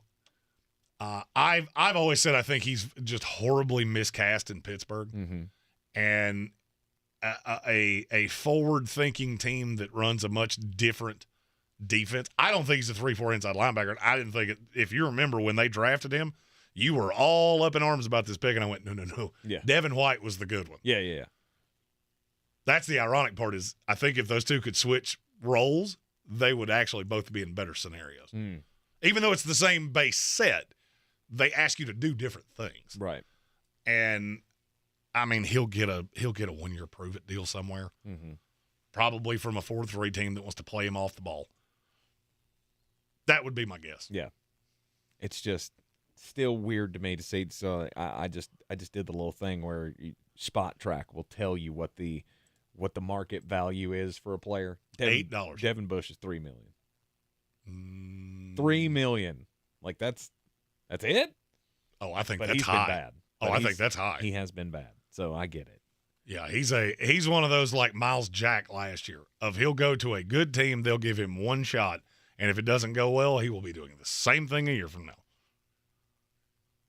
You are in the Sportsocracy, and it is ESPN Asheville, 92.9 FM, 880 AM, and 1400. We'll be right back. This is your time saver traffic on the new ESPN Asheville. Traffic stop and go 26 westbound between Airport Road and the Blue Ridge Parkway. 26 eastbound slow between Long Shoals Road to approaching Airport Road. Haywood County 40 westbound stop and go between NC 209 and Fines Creek Road. Near Avery Creek, Boulevard Road north and southbound approaching Long Shoals Road is stop and go. Biltmore Forest area southbound on Hendersonville Road approaching Blue Ridge Parkway is slow. Sweeten Creek Road southbound slow between the Blue Ridge Parkway and Mills Gap Road. I'm Lyndon Field with your Time Saver Traffic. This report is sponsored by Taco Bell. What do you get when you put two taco lovers in the metaverse? You get the Taco Bell Metaverse Wedding on February 24th at 7 p.m. Pacific Time. Purchase on Taco Bell online from the couple's menu of favorite items from a participating Taco Bell store while supplies last. Hey, it's Nate Burleson. Check out my new podcast, The Process with Nate Burleson. It debuts with my first guest, Rihanna. Her interview was just a taste of the heat we will bring you here on The Process. I'll talk to A-list celebrities, athletes, and visionaries about their process. What steps did they take to achieve greatness? New episodes of The Process with Nate Burleson drop all year long on the iHeartRadio app or wherever you find your podcasts. Hello there. My name is Seychelle, and what makes the Chick-fil-A chicken sandwich original to me is the punch of flavors that's unlike any other. You get the crispy tenderness of the chicken and that hint of sourness from the pickles. Ta-da! Hey, I'm Juan, and what makes the Chick-fil-A chicken sandwich original to me is you know you're gonna get chicken that's crispy, golden, and juicy. This is the gold standard of chicken sandwiches. Order the original Chick-fil-A chicken sandwich on the Chick-fil-A app today. Real customers paid for their testimonials. Did you know that Ingalls sells more organics than any other grocery store? Or that they run their own dairy? Or that they only serve USDA choice and prime meat? Or that they donate 3,956 meals a day to local food banks? Well, now you do. It's all in the bag. Everyone's heard about the housing market and this being the best time to sell a house in years. But the same thing applies to cars. Whether you're looking to buy a car, trade in, or sell that car in the driveway collecting dust, Fred Anderson Nissan of Asheville wants to buy your car. They have 2 on-site managers that work with Kelly Blue Book to give you top dollar for your vehicle. You can even have your car appraised instantly at AndersonNissan.com. Stop in and visit them today at 629 Brevard Road in Asheville or call them at 828-365-1663.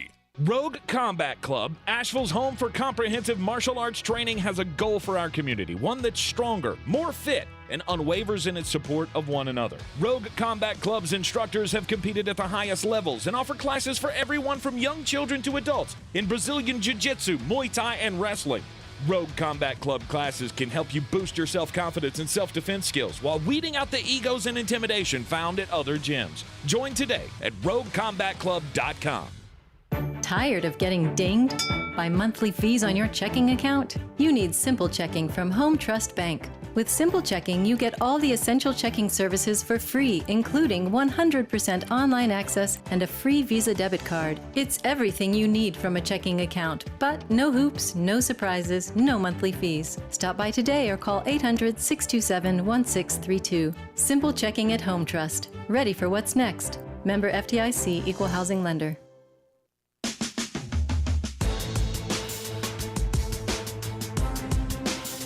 We are back in the Ingles studio to close out the week here on ESPN Asheville. Just a few moments left in the program, and Jeremy, your Florida State Seminoles are in the news. And it's not even really them; they're just the conduit. Okay. You know that thing that you always say about Friday is the perfect time to say something? Document dump. Mm-hmm. Yeah. Yeah. Florida State Athletic Director Michael Alford, he just did that. His quote was, "Something has to change when it comes to closing the growing revenue gap with other conferences." That's the first time that I have heard an ACC school say anything out loud that they were unhappy with the split. Mm-hmm. The SEC or the Big Ten's new media deal starts next year. The SEC's is the year after that. It puts the ACC $30 million per year behind them. Mm-hmm. That is a gigantic problem. And if you're not careful, I know we went down the rabbit hole of who can move and who can do what. This is that was Florida State going, you have two premier programs in this conference when it comes to football. Yep. Got a few more that are in the periphery. Yeah, you got Florida State and Carolina. That's it. Florida State and Clemson. Close. Carolina's in that next tier. Yes. But in terms of money makers, I feel like this was Florida State going, not quite open for business, but if something doesn't change pretty soon, I won't be shocked if we are. You can't survive that way. I was going to say historic programs like Florida State are not going to sit on the sidelines and be put at a fiscal disadvantage year in and year out. If they think that there's an opportunity that they can go to the Big Ten or they can go to the SEC and get a chunk of this money, they're going to do it. And what do you think that and what do you think that does to the ACC? Well, the ACC, you think you can't make money now? Oh, the ACC has two huge problems. One, the television deal is a nightmare, and it's signed for 13 more years. You'll never make it to the end. Florida State commissioned a market valuation that says Florida State and Clemson contribute roughly 15% apiece of the value of the ACC. Yes. They get 7% apiece. Mm-hmm. You're not going to be happy doing that for long. You're not going to be happy doing that for long. And I'm sure we are on a Carolina affiliate. I'm sure somebody somewhere is going, but Duke and Carolina and NC State. It's not even close. Your basketball number, and you're the Blue Bloods. Well, two of you. And then NC State. Puppy fingers. You're not even in the ballpark. You don't hold a candle to what these two football powers do. And that's the problem, is that the ACC is built on we're good at everything. They have a national power in every sport.